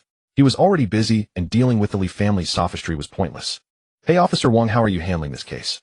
I'm an old man, and this brat pushed me and injured me. You're ignoring it and siding with Cheng Fei. Did he bribe you?" Seeing Officer Wang turn to leave, Li Tianda immediately grew indignant and started shouting in the hall. Everyone around turned to look. Cheng Fei found Li Tianda's behavior amusing. Didn't he know that words could get him into trouble? As expected, this family didn't disappoint him. Lu Yingfang joined in yelling, "Fine, you're covering up for the attacker. I'm going to file a complaint. Everyone look. This officer is abusing his power." The old couple, accustomed to bullying others, dared to throw a tantrum even in this place. Officer Wang, his face dark, turned back to Li Tianda and said sternly, "Comrade, if you keep talking nonsense, I will have to take legal action against you." Li Tianda didn't grasp Officer Wang's meaning and continued to shout relentlessly. Especially seeing so many people watching, he shouted even louder, claiming that Cheng Fei must have used some trick to sway Officer Wang. But before he could say much more, 2 other officers came over and subdued Li Tianda. As a result of his behavior, he ended up with a 5-day detention. Since there was nothing left for Cheng Fei to deal with, he left first. He had no time to waste watching the Li family's theatrics. Before Cheng Fei departed, Li Mianmian and Lu Yingfang were already pleading for Li Tianda, not daring to cause any more trouble lest the whole family end up locked up together. With money in hand, Cheng Fei rented a warehouse for 5,000 a month. The warehouse was spacious enough to store the supplies he needed to purchase. Moreover, the items Cheng Fei bought weren't meant for long-term storage there. It was merely a drop-off point for deliveries. Eventually, everything would be stored in his space. Otherwise, even the largest warehouse would see fresh produce spoil quickly. Only the space was safe. After renting the warehouse, Cheng Fei called Huang Muping and other fruit and vegetable growers, sending them the warehouse address and instructing them to arrange for harvesting and delivery. Cheng Fei waited at the warehouse. Half an hour later, the first truck arrived. After the workers unloaded the goods and left, Cheng Fei entered the warehouse and stored the entire truckload of vegetables into it. Over the next few hours, trucks kept arriving one after another. Carrots, broccoli, potatoes, cabbage, okra, winter melon, tomatoes, apples, bananas, watermelons, dragon fruit, blueberries, strawberries. Various fruits and vegetables were all stored into Cheng Fei's space. Nearly 40 tons of supplies arrived that day. Even so, it didn't cost much. The unit price was much cheaper than buying at the market. But this was only a portion of what was coming. Cheng Fei had purchased all the fruits and vegetables from the vast suburban farmland. At this rate, it would take at least 2 or 3 more days to collect everything. After finishing all this work, Cheng Fei was starving. Perhaps because he had been so hungry in his past life, any slight hunger now compelled him to find food immediately. He locked up the warehouse and drove to a restaurant he would never have dared to visit before. Once there, he ordered 5 dishes. He also asked the waiter to pack dozens of dishes for takeout. By the time he finished eating, the packed meals were nearly ready, so he could take them and store them in his space to be enjoyed whenever he wished. While Cheng Fei was eating heartily, his phone rang. The caller was Wang Liqing from his company, the very man Li Mianyan had been flirting with. Cheng Fei, where are you right now? There's a proposal here that needs you to handle it. I want to see you in the office within 10 minutes. Wang Liqing's commanding tone echoed from the other end of the phone. Cheng Fei gave a cold laugh. It's the weekend, my time off. You want me to come in just like that? How much overtime pay? As if he'd go to work now with the apocalypse basically upon them. Cheng Fei hadn't even gone looking for Wang Liqing's trouble yet, but here, he was coming to bully him. He really thought Cheng Fei was still the same pushover he used to be. Cheng Fei would have to settle accounts with him and Li Mianyan properly. Still, Cheng Fei felt his past self was too foolish, working himself to the bone to give Li Mianyan a better life just to earn more money, enduring Wang Liqing's bullying without complaint. But in this life, he wouldn't live that way anymore. Wang Liqing exploded on the other end of the line. I told you to come, so come. Stop talking rubbish. Do you still want this? Plenty of people want it if you don't. I'm giving you 10 minutes. If you're not here by then, don't bother coming back. Wang Liqing threatened Cheng Fei, knowing that these wage slaves would scramble over at the slightest threat and then bow and scrape when they arrived. Cheng Fei was about to snap back, but he knew Wang Liqing's habits. In his past life, Wang Liqing often called him in for urgent overtime, sending Cheng Fei out on dangerous errands, while he himself enjoyed Li Mianyan in his office. The contrast thrilled Wang Liqing. Li Mianyan was just a receptionist at a small company. She had met Wang Liqing by chance when she came to Cheng Fei's office one time, and over time they hooked up. Now he realized that in his past life, after finishing overtime and preparing to go home, he would often get calls from Li Mianyan saying she happened to be nearby and wanted him to take her home. Li Mianyan didn't even work at their company, but she was always hanging around the area. That wasn't shopping nearby. She was going straight to Wang Liqing's office. So that's how it is. You two really know how to play, making me part of your little game. They'll head over now. He couldn't quit yet. Since they were sneaking around behind his back, he'd give them a surprise. Cheng Fei pretended to agree to go back to the office, but he had his own plans. In his last life, they'd cuckolded him for so long. While he worked himself to death, they were tangled up in the office doing unspeakable things. He wouldn't let them off easily. At this moment, neither Wang Liqing nor Li Mianyan knew that Cheng Fei had found out about their affair. They were still in the office. Li Mianyan sat on Wang Liqing's lap coquettishly. President Wang, did that bastard Cheng Fei agree to come? I've been feeling like he's been acting strange lately, even daring to talk back to you. You should find an excuse to fire him. Li Mianyan hadn't expected that Cheng Fei would cause her father to be detained for several days. Now it was just her and her mother Lu Yingfang at home, all thanks to Cheng Fei. Without Cheng Fei to do the heavy chores, the house was a mess. Her family had been so good to him, yet he repaid them like this, an ungrateful wretch. Good riddance. When he gets here, watch him slave away at overtime while I double my efforts to serve Wang Liqing. We'll get our revenge. Do I even need to say it? He dared to talk to me like that just now. He'll make his life hell. Once he's out of our great company, he won't even be able to afford food. It'll blacklist him in the industry. With just one word from me, no one will hire him. Wang Liqing's hand roamed over Li Mianyan's leg. The thought of Cheng Fei toiling away at his desk, without overtime pay while his girlfriend was beneath him, made his blood run hot. But the timing wasn't right yet. He had to wait until Cheng Fei arrived. That would be the most fun. About 10 minutes later, Cheng Fei reached the company.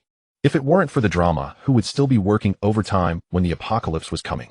Wang Liqing saw Cheng Fei arrive and walked out of his office with a stern face, tapping the desk in front of Cheng Fei to start trouble. I told you 10 minutes, and you're this late. Do you even care about what I say anymore? Do you still want the job? Actually, I don't. What are you going to do about it? Cheng Fei stared at him coldly. In his past life, he would have obediently worked overtime without daring to talk back, unknowingly becoming the spice in their affair. Since he was reborn, he wouldn't let them have their way. First he'd throw some insults, later they'd have nowhere to cry. Wang Liqing saw that the usually submissive Cheng Fei was now speaking to him in such a tone. His cold, stern face almost seemed to know about him and Li Mianyan. A chill ran through Wang Liqing. That look, that attitude, it was like he wanted to kill him. Get to work. I want the proposal on my desk before 10. Wang Liqing forced himself to appear calm throughout the order and returned to his office. As soon as he closed the door, he wiped the sweat from his forehead. No way, absolutely no way Cheng Fei could know about him and Li Mianyan. That was probably just a worker's little rebellion. What's wrong, President Wang? Li Mianyan came over.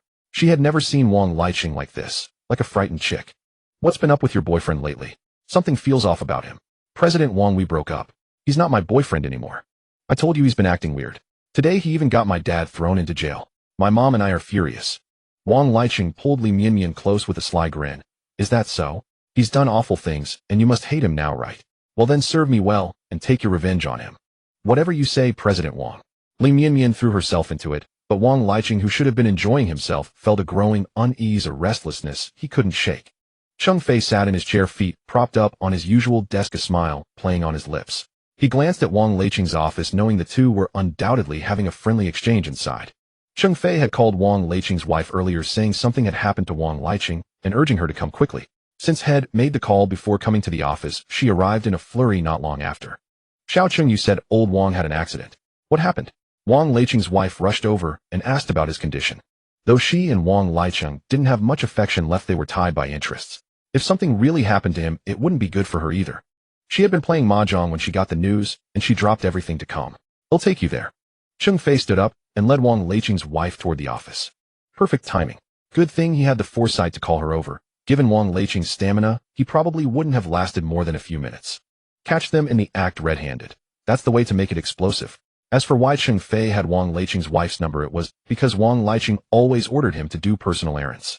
Sometimes He'd walk Wang Liqing's dog, sometimes He'd drive his wife to play mahjong. Over time, Wang Liqing's wife also knew Cheng Fei was easy to push around, and she started calling him directly to do tasks. Hurry up. Old Wang is your boss. How can you still be smiling when he's hurt? Wang Liqing's wife was annoyed at Cheng Fei's smug expression. In her mind, Cheng Fei was nothing more than a servant, a free babysitter and driver, so why bother being polite? Cheng Fei didn't bother arguing with the old woman now. The real show was about to begin. He walked up to Wang Liqing's office and flung the door open. Wang Liqing never locked his office door, and he knew that at this hour only Cheng Fei was left in the company. He never expected Cheng Fei to be rude enough to just barge in. But he never expected that Cheng Fei had been reborn and the script wouldn't go as he imagined. Cheng Fei, are you insane? Close the damn door. Wang Liqing barked at Cheng Fei in fury. He still hadn't seen who was standing behind Cheng Fei. Though he wasn't afraid of Cheng Fei finding out. If Cheng Fei discovered his affair with Li Mianyan, the game would be over. Besides, it was the most vulnerable moment. Being caught off guard with the door thrown open, he was absolutely terrified. Especially Li Mianyan, who was under him, shrieked and covered herself with her hands. Wang Liqing, you're asking for it. How dare you do such a shameless thing behind my back? They'll kill you. Wang Liqing's wife stormed into the office, swinging her bag at Wang Liqing and Li Mianyan. Li Mianyan panicked, hid behind Wang Liqing, screaming incessantly. Knowing his wife was furious, Wang Liqing couldn't bear the beating and shoved Li Mianyan forward to shield himself. The two of them, stark naked, pushed each other back and forth while enduring the blows, creating a scene of utter chaos. Honey, let me explain. It's all a misunderstanding. Yes, Mrs. Wang, you've got it wrong. There's nothing between Mr. Wang and me. We didn't do anything. The two shamelessly continued to deny, but at her age, Wang Liqing's wife could hardly be fooled after what she had witnessed. She refused to listen to their explanations and grabbed anything in sight to hurl at the adulterous pair. A misunderstanding. Do you take me for a fool? I saw everything clearly, you too. You slut daring to seduce my husband. He'll beat you to death. Enraged, she seized the ashtray on the desk and smashed it onto Li Mianyan's head. The ashtray shattered with a crack. Li Mianyan froze. She touched her forehead and felt a sharp pain spreading. Her hand was covered in blood. Soon her vision blurred with red liquid. She slumped onto the sofa, blood gushing from her forehead. What happened to me? Li Mianyan asked, but no one answered. Cheng Fei, standing at the door, had already pulled out his phone and recorded the entire spectacle. Such a thrilling scene couldn't be kept to himself. Seeing the three frozen in place, Cheng Fei knew the deed was done. Laughing heartily, he turned to leave. Don't you run. It was you who called my wife here, damn it. You're dead meat. Wang Liqing realized it was all Cheng Fei's doing and tried to rush out. Get back here. You want to kill him? He'll kill you first. Wang Liqing's wife immediately grabbed him as he was about to dash out. After betraying me, I haven't settled accounts with you yet, and now you want to run outside stark naked. The office area is full of cameras, and if anyone walks by, do you care about your face at all? So after Cheng Fei left, the sounds of scolding resumed in Wang Liqing's office. Cheng Fei found a company group chat with 500 members and posted the video he had recorded. He then casually sent the video to client groups that had business dealings with the company. These groups all had 500 members, and Cheng Fei posted 3 times in a row, making it impossible to ignore. Soon the video caused a huge stir in the groups. The shocking footage sparked discussions among the members. No way isn't that Mr. Wang and his wife. They're getting this wild in the office. Holy crap. This scene is insane. Is it real, eh? Who knew Mr. Wang was still so vigorous at his age, and with such a young one? A single stone stirred up 1,000 ripples. Many people posted messages in the group.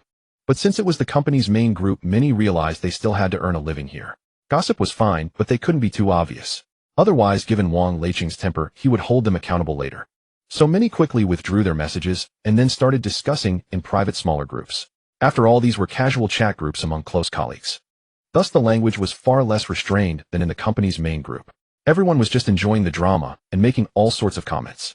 Many people in the company already had grievances against Wang Liqing, and now that they had such a juicy video, they talked about it with great relish. Over the next 3 days, Cheng Fei went to the warehouse to collect vegetables and fruits, and also to the wholesale market to buy a bunch of things like meat, seasonings, rice, flour, oil, medicine, daily necessities, and a generator. With limited funds, Cheng Fei prioritized the essential items. As for the rest, he planned to go zero-cost shopping once the apocalypse arrived. Otherwise, the little he had wouldn't guarantee a comfortable life. During this time, Li Mianmian and Wang Liqing kept calling Cheng Fei, but he never answered, letting them stay. Li Mianmian even went to Cheng Fei's old rented place, but he had already moved out. The landlord, knowing Li Mianmian was Cheng Fei's girlfriend, cursed her and chased her away with a broom.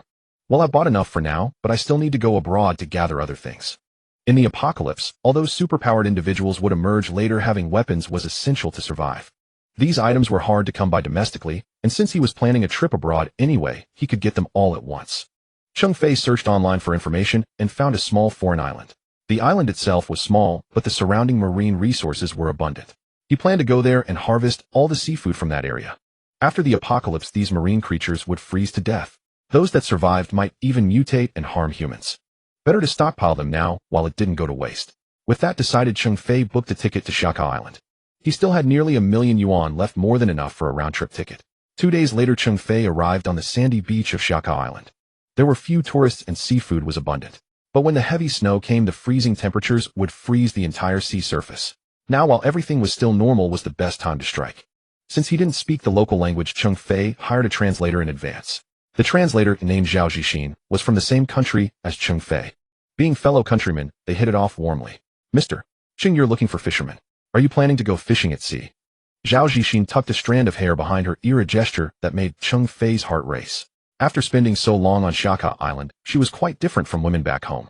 Her sun-kissed skin and outgoing personality, combined with a face that would score an 8 out of 10 and a stunning figure, made her an unattainable dream for ordinary people. Having been abroad for so long, Zhao Zhixin was pleasantly surprised to meet someone from her homeland, and became very enthusiastic. Yes, I quite enjoy fishing, and since I'm here, I naturally want to indulge to my heart's content. You must find me an experienced fisherman, or half my fun will be lost. Cheng Fei did not reveal his true purpose to Zhao Zhixin. She was merely a local guide and translator. There was no need to inform her of the actual situation and his real intentions. Moreover, even if he told her, she might not believe him. Cheng Fei was too lazy to invite trouble. All right, rest assured he'll handle it for you.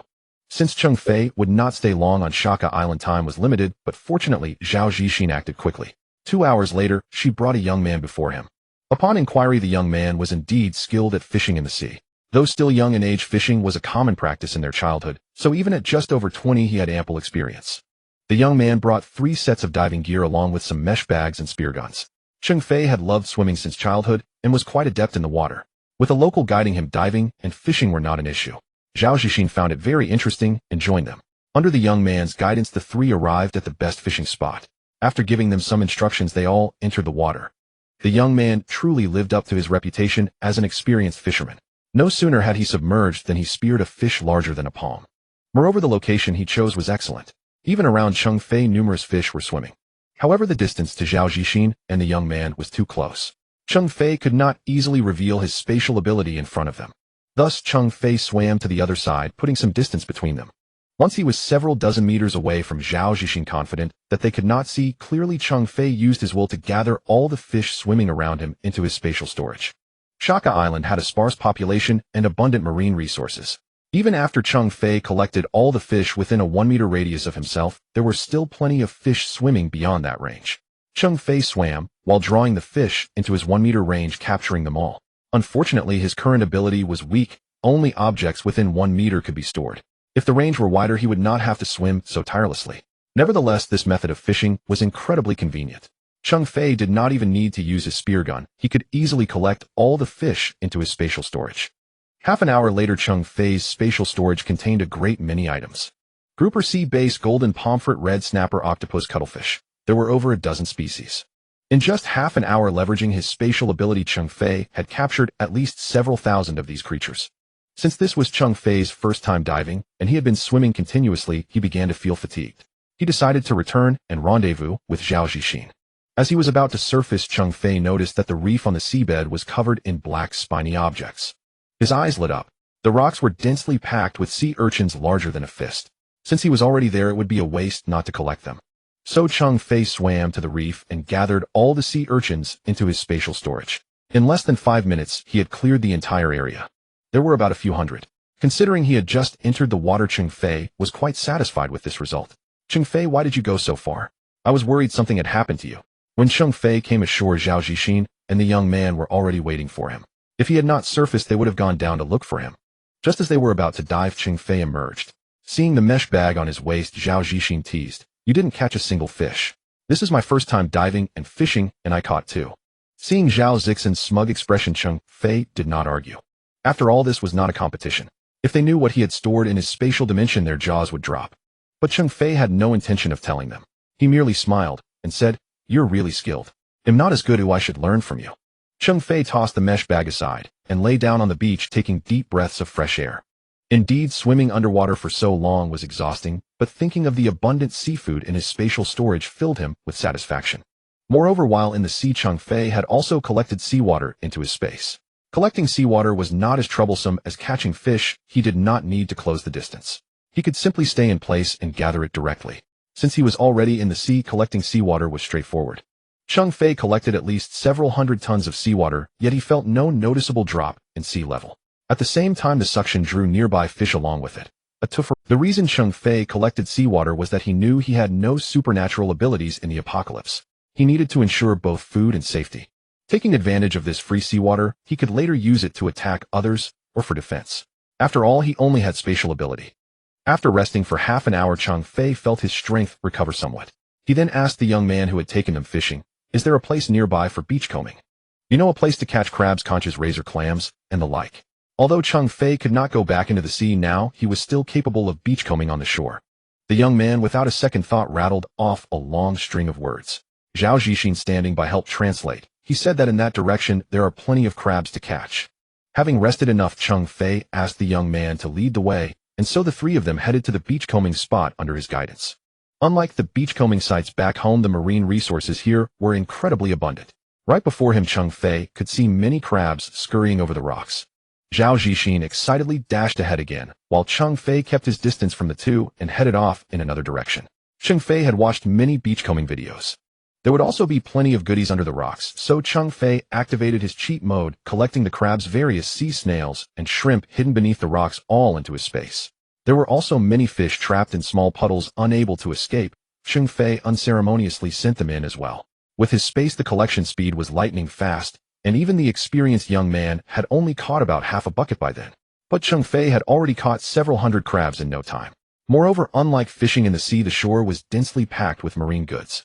Cheng Fei's supernatural beachcombing speed further increased his food stockpile for the apocalypse. In the sea, because the fish would flee as soon as he approached, he had to keep swimming, making the efficiency. When Zhao Zixin and the others came over to find Cheng Fei with a full bucket, Cheng Fei had already collected most of the nearby marine goods. Zhao Zixin saw that Cheng Fei's bucket had not a single crab, and on the way back she kept teasing him. "Aren't you the one who wanted to go beachcombing? And yet you caught nothing." Even a girl like her could catch so many while Cheng Fei came back completely empty-handed. But honestly, the rocks were covered with crabs. How could you miss the ones right in front of you? That's just too pathetic, isn't it? But Cheng Fei merely smiled and did not respond. Zhao Zixin, upon reflection, still thought Cheng Fei had terrible luck since everywhere they passed was crawling with crabs, yet when they went to find him, there didn't seem to be a single crab around. It seemed Cheng Fei's luck was exceptionally bad. What she didn't know was that Cheng Fei had already caught several thousand jin of marine goods in just those few hours. By early morning, Cheng Fei hurriedly asked Zhao Zixin to take him to the harbor to buy seafood. At this time, the fishermen would be returning, and the seafood was both fresh and very cheap. Especially in 𝓃 Island, seafood was abundant, so the prices were much lower than those back home. Thinking about this, Cheng Fei regretted not having waited. He shouldn't have bought seafood domestically the previous 2 days. The money he spent on seafood at home could have bought several times more here. But the money was already spent, since he had bought a lot he could eat it for longer, so he didn't dwell on it. That day, Cheng Fei bought as much seafood as the locals had to offer. When some fishing boats returned, he bought all the seafood on board. So everyone knocked off early that day, because with a big spender like Cheng Fei, who would buy anything brought to him, many people were attracted and came forward to sell their seafood to him, and Cheng Fei gladly accepted it all. In fact, Cheng Fei had considered hiring some young lads to go fishing in the sea, only needing to pay them a modest wage. Although their fishing efficiency was top-notch among ordinary people, for Cheng Fei, who possessed a spatial ability, the amount of fish they caught was negligible. It would be better for him to go into the sea himself and collect everything into his space. However, his physical stamina was limited, and he couldn't stay in the sea for long periods, so buying in bulk locally was more suitable. So for now, Cheng Fei only collected at the harbor, buying the deep-sea fish that others had caught. This was more convenient and hassle-free. Then Cheng Fei stayed on 𝓃 Island for another 2 days. The local young man also took him to where abalones and oysters grew. Upon arriving at the destination, Cheng Fei was overjoyed. Everywhere were abalones almost as big as a face and lobsters as large as his arm. Cheng Fei collected them all into his space. Zero-cost seafood was simply fantastic. If he had to buy them back home with only a few $100,000 left in his pocket, he couldn't afford much and would have gone bankrupt. Here he didn't have to spend a cent. This haul alone added over 2,000 jin. During his spare time, Cheng Fei also acquired some guns and ammunition locally. Because these things were impossible to get at home, but abroad it was easy. But Cheng Fei didn't have much money in his pocket, so he didn't buy a lot. After all ability users would appear later, these weapons were useful against ordinary people in the early stages, but once ability users emerged, they wouldn't be of much use. During his 2 days on 𝓃 Island, Cheng Fei went into the sea to catch seafood whenever he was free. Even though he kept collecting all the seafood into his space, the sea was vast, and there were still plenty of fish he could never finish. Although Cheng Fei hadn't had his fill of collecting, time was running out, so he had to reluctantly give up on the seafood. After all, in these 3 days he had caught over 100,000 jin of seafood. Even if he ate a lot in the apocalypse, he couldn't finish it all in a lifetime. Because he went into the water again later, Cheng Fei gained experience, so his fishing efficiency was very fast, and the harvest increased significantly. Finally, before leaving, Cheng Fei spent a few hours wandering through the island's forest. When the apocalypse descends, the extreme cold will be hard for most to survive, so heating must be considered. The vast forest on 𝓃 Island was filled with dry branches, and these could be exactly what Cheng Fei needed.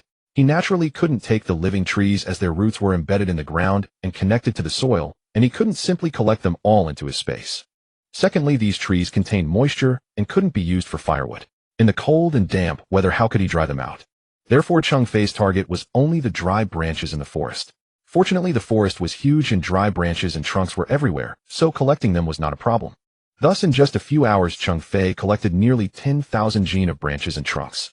Some trees had fallen for unknown reasons, their trunks so thick that even 2 adults couldn't wrap their arms, but Cheng Fei could easily send them into his space with just a thought.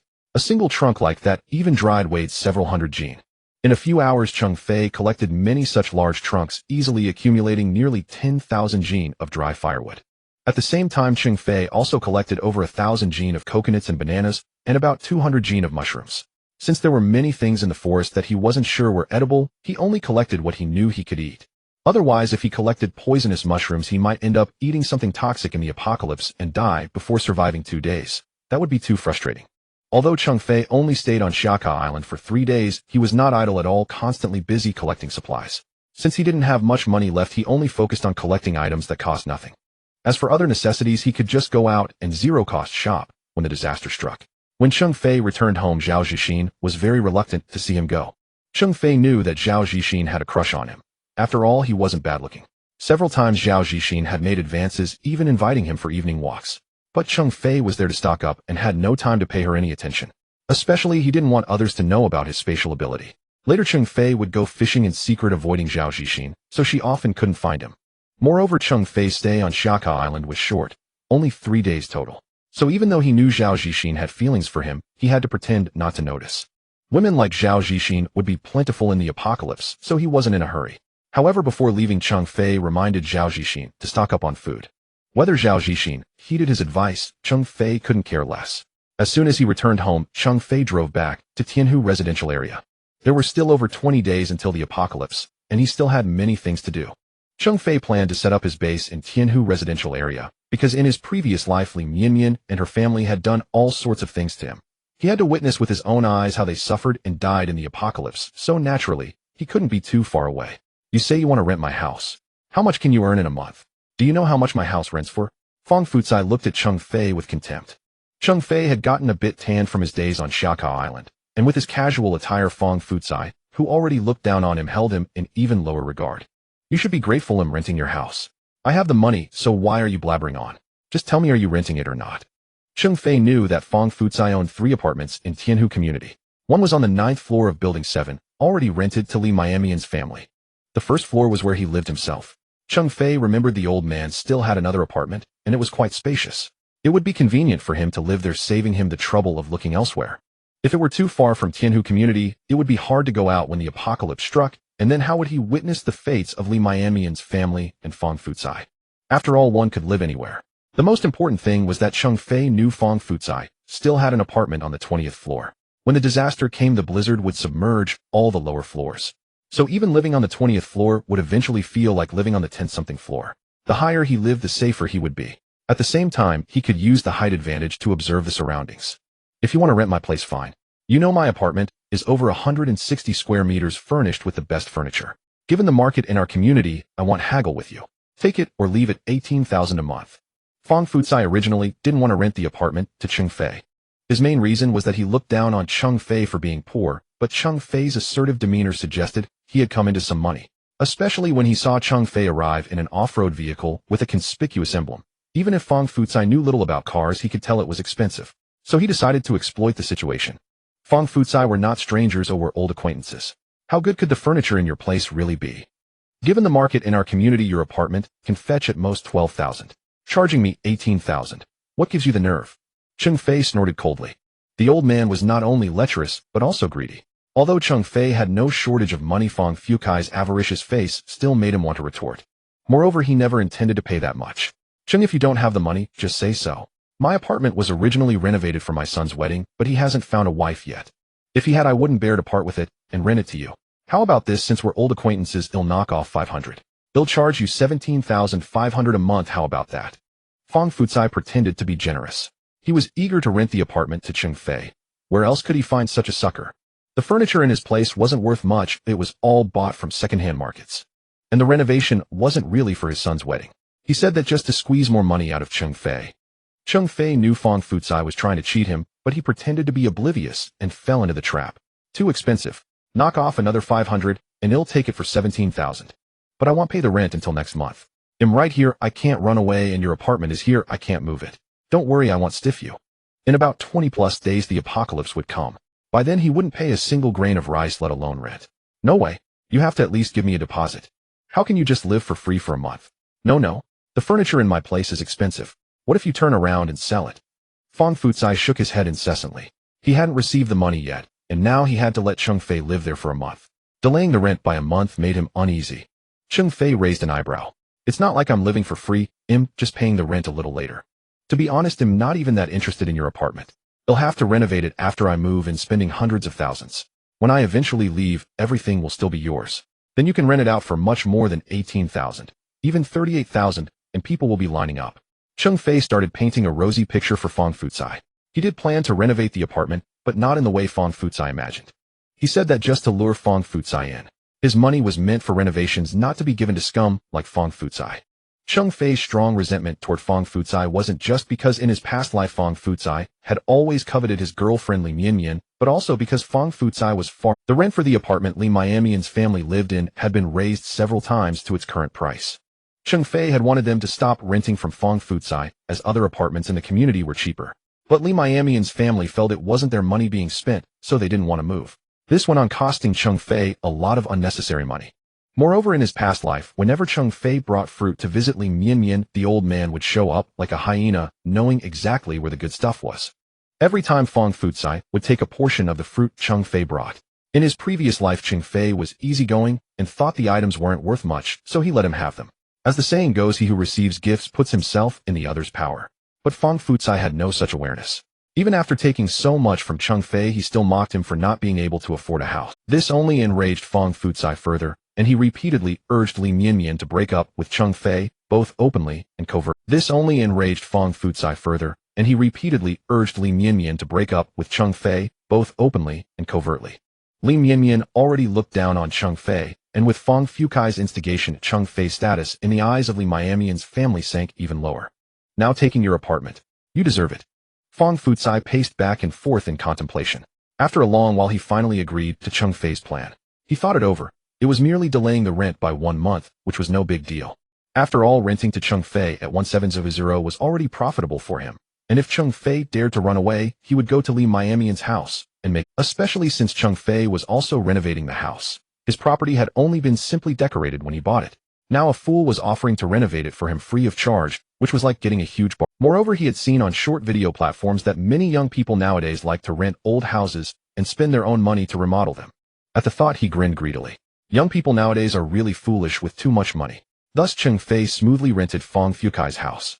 After getting the keys, Cheng Fei took out his phone, found a contact, and dialed. This was a renovation company he had previously contacted with an excellent reputation in the industry. Since Cheng Fei didn't need major alterations, the time required was naturally shorter, and the cost wasn't. After discussing the plan and price, they settled on 58000 for the entire project. Cheng Fei specifically instructed that if 𝓃 came to check on the renovation progress, otherwise given his personality, he would definitely come over every day to monitor the progress. Then he would naturally discover that the renovation results were completely different from what he had imagined, inevitably causing many troubles. Since now was not the time to deal with such issues, Cheng Fei pre-instructed the workers to avoid many hassles. At this point, Cheng Fei still had about 300 left in his pocket. He first bought some skiing equipment and a snowmobile, then used the remaining money for car modifications. At this time, there were less than half a month before the apocalypse arrived. However, the house and car would be fully ready in about a week, so Cheng Fei wasn't worried about these issues. Now Cheng Fei's pockets and bank card were completely empty, not even a single cent left. Being able to spend all this money before the apocalypse made Cheng Fei feel immensely relieved. After all, in the apocalypse, money was as good as waste paper. Spending it all to exchange for more supplies was actually a good thing. One day Cheng Fei was about to go to the nearby mountain to collect water resources. In the apocalypse, water was indispensable. And when temperatures dropped to dozens of degrees below zero, water pipes couldn't produce water at all, making clean drinking water extremely important. As Cheng Fei was just stepping out of building 20, 𝓃 rushed over anxiously and started scolding him. Cheng Fei, what do you mean by this? You want to renovate the house. Why did you tell the workers not to let me see it? That's my house. To prevent you from messing around, I definitely need to go see it. You quickly tell the workers that I'm the landlord and they shouldn't stop me from monitoring the progress. Cheng Fei replied, am I not doing this to ensure the renovation goes smoothly? Actually, it's not just you. No one irrelevant should be allowed in. Otherwise, people would come every day to visit the house and delay the renovation. I'm doing this entirely for the sake of your property. Cheng Fei had long expected 𝓃 to come looking for him, so he wasn't surprised at all. He deliberately pretended to be acting in 𝓃's best interest. 𝓃 retorted, but I'm the landlord. The house is mine. Your construction team is coming in and out with such a big commotion. It's fine not to let others in, but I definitely have to go in and take a look. 𝓃 had originally been furious and wanted to settle accounts with Cheng Fei. After all, it was his own house. Why couldn't he go see it? But seeing that Cheng Fei didn't seem to be lying, he thought it was reasonable. In the neighborhood, as soon as the old folks knew someone was renovating, they would gather around and point fingers. Sometimes they would even sneak away some materials when you weren't looking. Now � began to think Cheng Fei's words made sense, and his anger instantly subsided by more than half. After all, everything in the house was his. Despite that, he still wanted to see how the renovation was going. Don't worry, Cheng Fei said. I've spent hundreds of thousands on this. Would I spend that much money to mess up your house?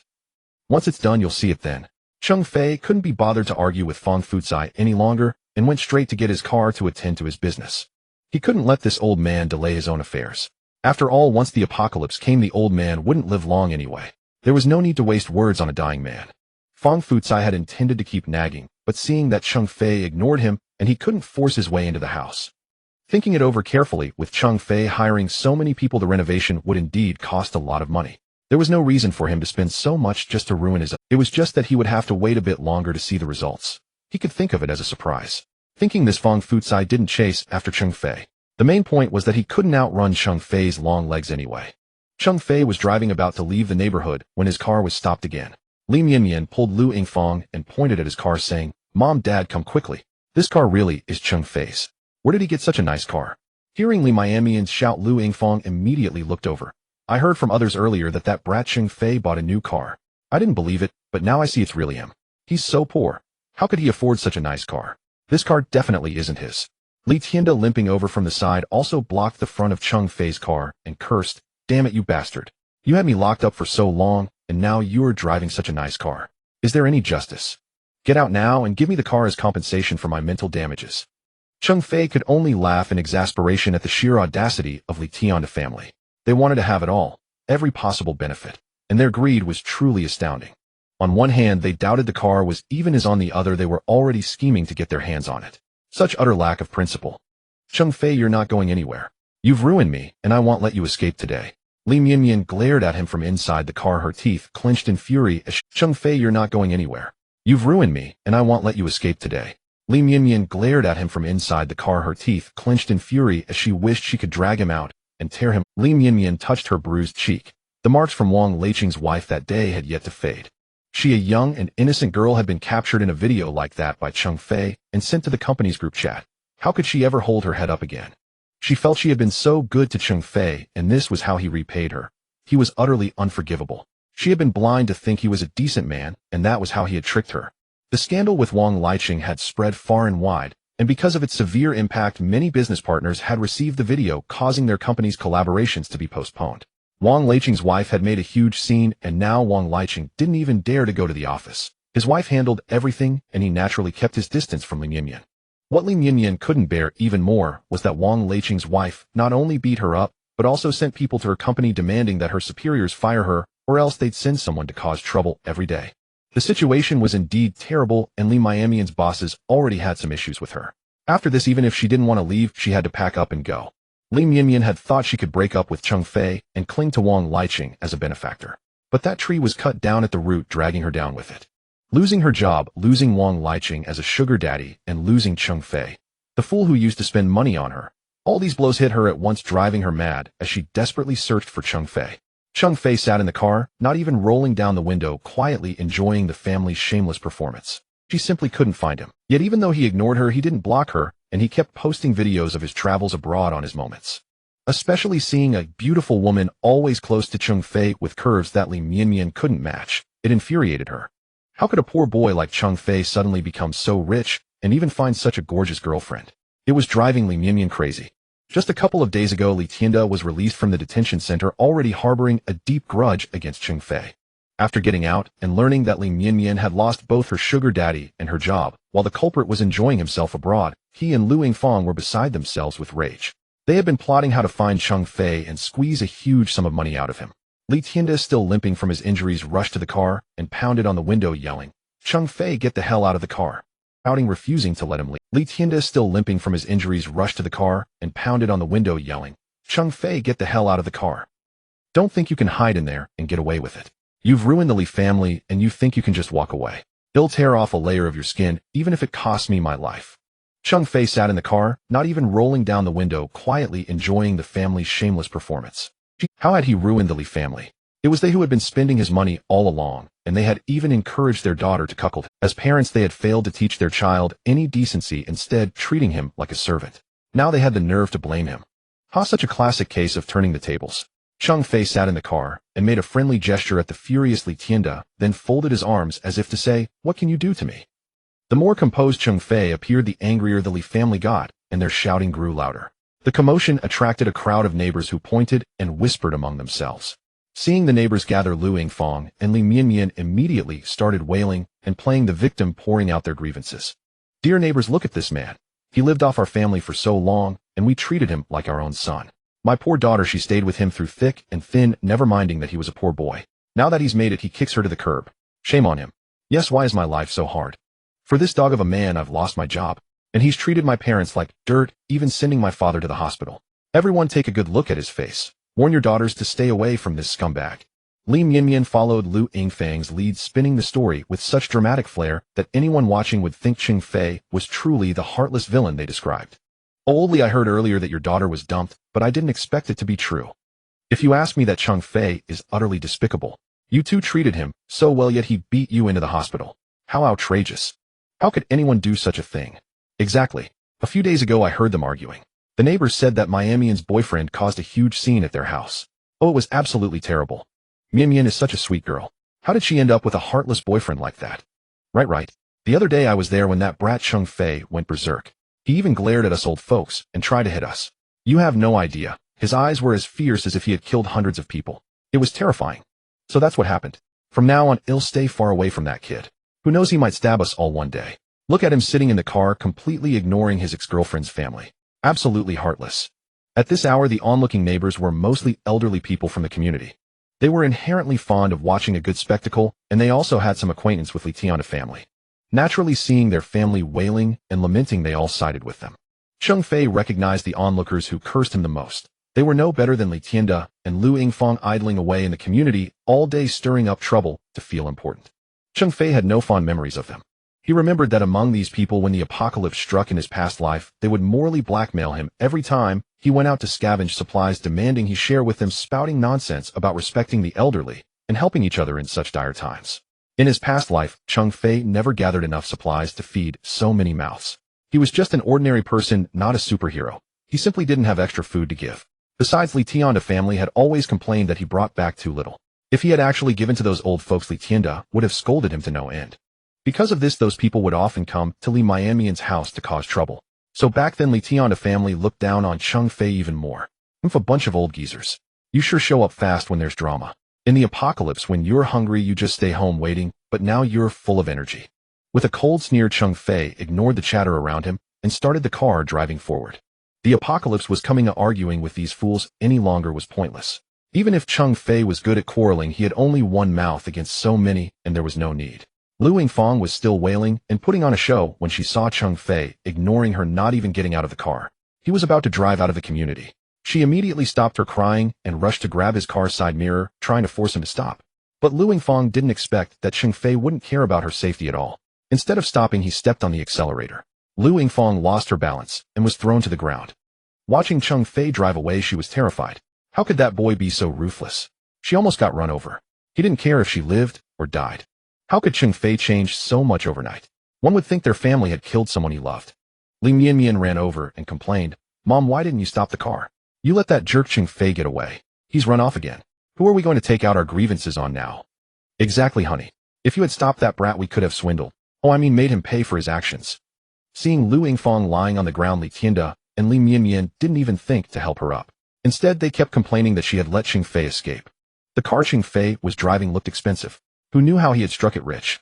No wonder he had changed so much and insisted on breaking up with Li Mianmian. So money makes people bad. And he must have planned it all along. Right after the breakup, he took some woman abroad on vacation. Li Mianmian had never even been abroad in her whole life. Cheng Fei was utterly despicable. Are you two even human? I'm lying here on the ground, and you don't even think to help me up. That boy Cheng Fei was driving so fast. If I could have stopped him, would I have let him go? He doesn't care about our lives anymore. Didn't you see? He was about to run me over. How could I have stopped him? Lu Yingfang was furious with her father and daughter. They just stood there making sarcastic remarks. Why didn't they try to stop Cheng Fei themselves? Now they were blaming her. Only then did Li Mianmian snap out of it and hurried to help Lu Yingfang up. Seeing that there was no more excitement, the neighbors gradually dispersed. Even though Lu Yingfang kept loudly accusing Cheng Fei of his brutality, the people in the community had no real intention of standing up for them. They certainly weren't going to get involved in their family affairs. Watching the spectacle was enough. Come on, Mom. Everyone's gone. Why are you still putting on a show? Let's go home and discuss how to deal with Cheng Fei. I saw that car was his, and he came out of this community. He must live here. Once we find out where, we can just go to his door. Li Mianmian thought her mother was being too embarrassing, so she quickly pulled Lu Yingfang, who was about to throw another tantrum, away. Li Tianda and Lu Yingfang also thought Li Mianmian's idea made sense. With their connections in the community, they could ask around at the square and soon find out where Cheng Fei lived. That brat sure had guts, doing all those shameless things and still daring to live in their community. How arrogant. Just as the three were about to head back, Fong Futsai approached from the opposite direction. Seeing them, he called out, "Li Tianda, your family hasn't paid this month's rent yet. What's the date today? Pay up.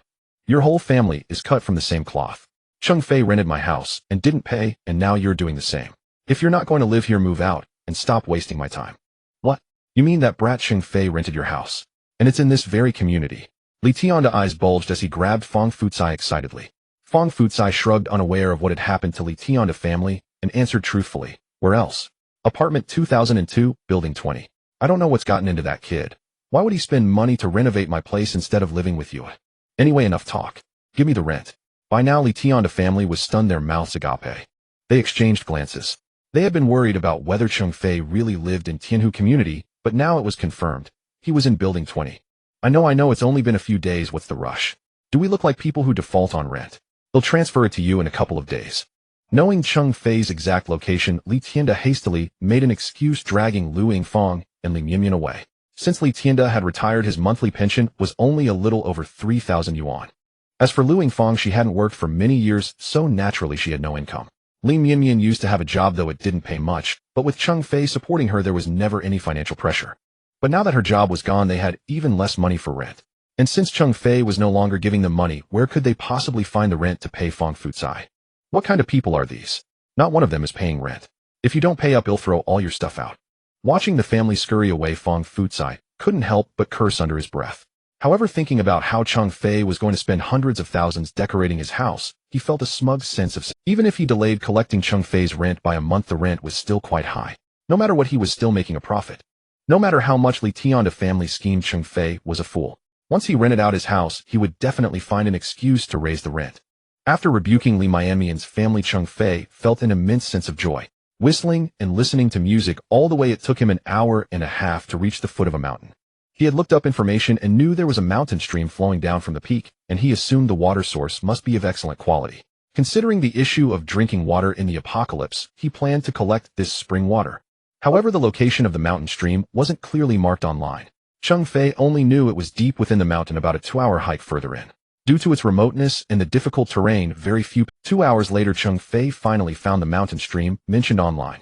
Observing his surroundings, he saw the spring water trickling down from the crevices of the rocks at the summit. He didn't know the exact source of the spring, nor did he care, because a short distance ahead, he spotted a naturally formed pool where all the water from the rocks converged. Cheng Fei approached the pool and found the water crystal clear, seemingly without any issues. So he placed his hand about a meter above the water's surface and concentrated. The water in the pool began to visibly recede. Because water was continuously flowing down from above, Cheng Fei could endlessly collect all the spring water into his space. However, the flow rate was slow, far slower than the speed at which Cheng Fei was collecting it. After more than 10 minutes, the pool was nearly empty. In that instant, nearly 1,000 tons of water were all stored in his space. Fortunately, the mountain spring kept flowing steadily. Cheng Fei estimated it would take about 2 hours for the pool to be refilled. He couldn't possibly collect all the spring water, as there was simply too much. Moreover, in half a month, heavy snow would fall, burying and freezing everything in the mountains. Even if someone wanted to find water, then it would be impossible. Cheng Fei initially thought of going to the source to collect the water directly, saving him from waiting for it to flow out. But after searching for a while, he found the source was inside a massive rock. The gaps between the rocks were extremely narrow, too small for an adult to enter.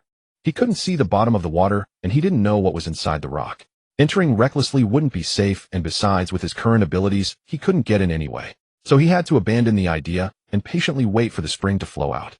Fortunately, he had set out early enough. Collecting water continuously like this would give him enough for a long time in the apocalypse. While waiting for the pool to refill, Cheng Fei didn't idle. Instead, he wandered around the mountain. He had heard there were plenty of wild goods in the mountains, so he decided to try his luck and see what he could gather. Thus, he spent the entire day in the mountains, acting like a mountain harvester. The mountain happened to have many good things: mushrooms, wild vegetables, wild fruits, all of which Cheng Fei collected into his space. To ensure he had enough water, he chose not to descend the mountain. After all, his rented house wasn't renovated yet, so going back would mean staying in a hotel anyway. He might as well spend the night in. He had camping gear in his space along with blankets and pillows, so spending the night in the mountains wasn't a problem. This way he could also collect mountain spring water from time to time. And so Cheng Fei remained in the mountains collecting spring water until the afternoon of the next day before descending. In that day and a half of nonstop collection, he had gathered over 20,000 tons of usable water. That was more than enough for him. If it were just for drinking, he wouldn't be able to finish it in a lifetime. As soon as he returned to the city, he handed his car over to the modification shop. He couldn't go directly to collect supplies from the big supermarkets just yet, so he had to wait for a suitable opportunity. In the meantime, he could use this time to modify the. Meanwhile, in the corridor of the 20th floor of 𝓃 community, 3 figures paced back and forth, apparently waiting for someone. Mom, Dad, we've been waiting here all day. Why isn't Cheng Fei coming? Isn't he renovating the house? Shouldn't he come to see how it's going? Li Mianmian nervously swiped her phone, but her mind wasn't on it. Ever since she learned yesterday that Cheng Fei had rented apartment 2002, they had been waiting here since last night, but he never showed up. They came again early this morning hoping to catch him, but there was still no sign of him. The family of 3 wanted to see what Cheng Fei was doing with the renovation, but the workers wouldn't let them in. It was clear that Cheng Fei didn't want anyone to see the renovations. Damn it, that bastard Cheng Fei. Your mother and I have been so good to him these past few months, and he's still not satisfied. He has so much money to renovate a rented house, why doesn't he give it to us? What a waste. Li Tianda fumed at the thought of Cheng Fei spending money on Feng Fucai's house. In his mind, that money rightfully belonged to him. Li Tianda. Spending it on renovating someone else's house was nothing short of wasteful. Now Cheng Fei was squandering money that should have been theirs on meaningless things, and they didn't even know what the renovation looked like. It was obvious Cheng Fei was guarding against them. When they tried to obstruct the workers earlier, the workers showed no fear, saying Cheng Fei had instructed them to deal with anyone who tried to force their way in or delay the work. Clearly Cheng Fei must have paid these workers a lot extra, otherwise why would they be so bold? Lu Yingfang was also seething with anger. Exactly. He has so much money to renovate a house, and buy such a good car. Where did he get all that money? We used to think he was so poor that we held back from spending his money. Turns out he was just pretending all along. Lu Yingfang was now filled with regret for not having spent more of Cheng Fei's money earlier. If she had been more ruthless back, then all his money would have ended up in her pocket. She should have pretended to borrow money from him, swindling him out of everything he had so he wouldn't have had the chance to waste it. In the end, their family was just too kind-hearted. Li Tianda and his family had meticulously calculated their plans, yet they did not encounter Cheng Fei at Building 20. Instead, they received an inexplicable phone call. As his phone rang incessantly, Li Tianda grumbled impatiently. Who's calling at this hour? How inconsiderate. Upon answering, a somber male voice came through. Li Tianda, the repayment deadline passed 2 days ago. Why haven't you paid back the money you owe? Li Tianda was stunned. He didn't recognize the number, but the caller knew his name, so they must know him. Yet the voice was unfamiliar. How could he? He had indeed bought a new house, but the borrowed money came from the 300 he had swindled from Cheng Fei and loans from relatives and friends, not from this stranger. Still defiantly, Tianda snapped back. Are you insane? I don't know you. When did I ever borrow money from you? Upon hearing Li Tianda mention borrowing money, Li Mianmian and Lu Yingfang immediately perked up their ears and leaned in to listen. They couldn't even afford rent. Now they were being asked to repay a debt. Their pockets were emptier than a clean slate. They had no money left. The other party was no pushover. They had seen many defaulters like Li Tianda, who always claimed they never borrowed money. The voice on the other end continued. I'm at your doorstep with my men right now. If you don't pay up, they'll have to resort to extreme measures. I advise you to pay now while I'm still being civil. Drag this out, and you'll be the one to suffer. With that, the caller hung up. Now it was Li Tianda, turned to be dumbfounded. He shouted, hello? Hello, into his phone, but the line was already dead. He stared at his phone, scrutinizing the number, certain it was unfamiliar, and the caller was a stranger. How bizarre. These people were clearly from a loan shark operation, but he had never borrowed from them. Why were they after him? Honey, what's going on? Why is someone demanding money from us? Is it a mistake? Lu Yingfang asked, anxiously staring at Li Tianda. She had overheard fragments of the conversation. It seemed they were being asked to repay some debt, but she didn't know the details. She watched him, nervously hoping for an explanation. How should I know? That lunatic is at our doorstep now. He says if we don't pay up, he'll use force to make us. Damn it. Are these people desperate for money? When did I ever borrow from them? The more Li Tianda thought about it, the angrier he got. They were threatening him at his own home. Did they think he was a pushover? Dad, are you sure you didn't borrow money outside? If you didn't, how would they know your phone number and our address? Maybe you borrowed money somewhere and forgot, so they came looking for you. Li Mianmian had some brains, but not much. She was now starting to doubt her father. Her father was already retired. The family had always spent lavishly, and with the new house just bought and renovated, their bank account was practically empty.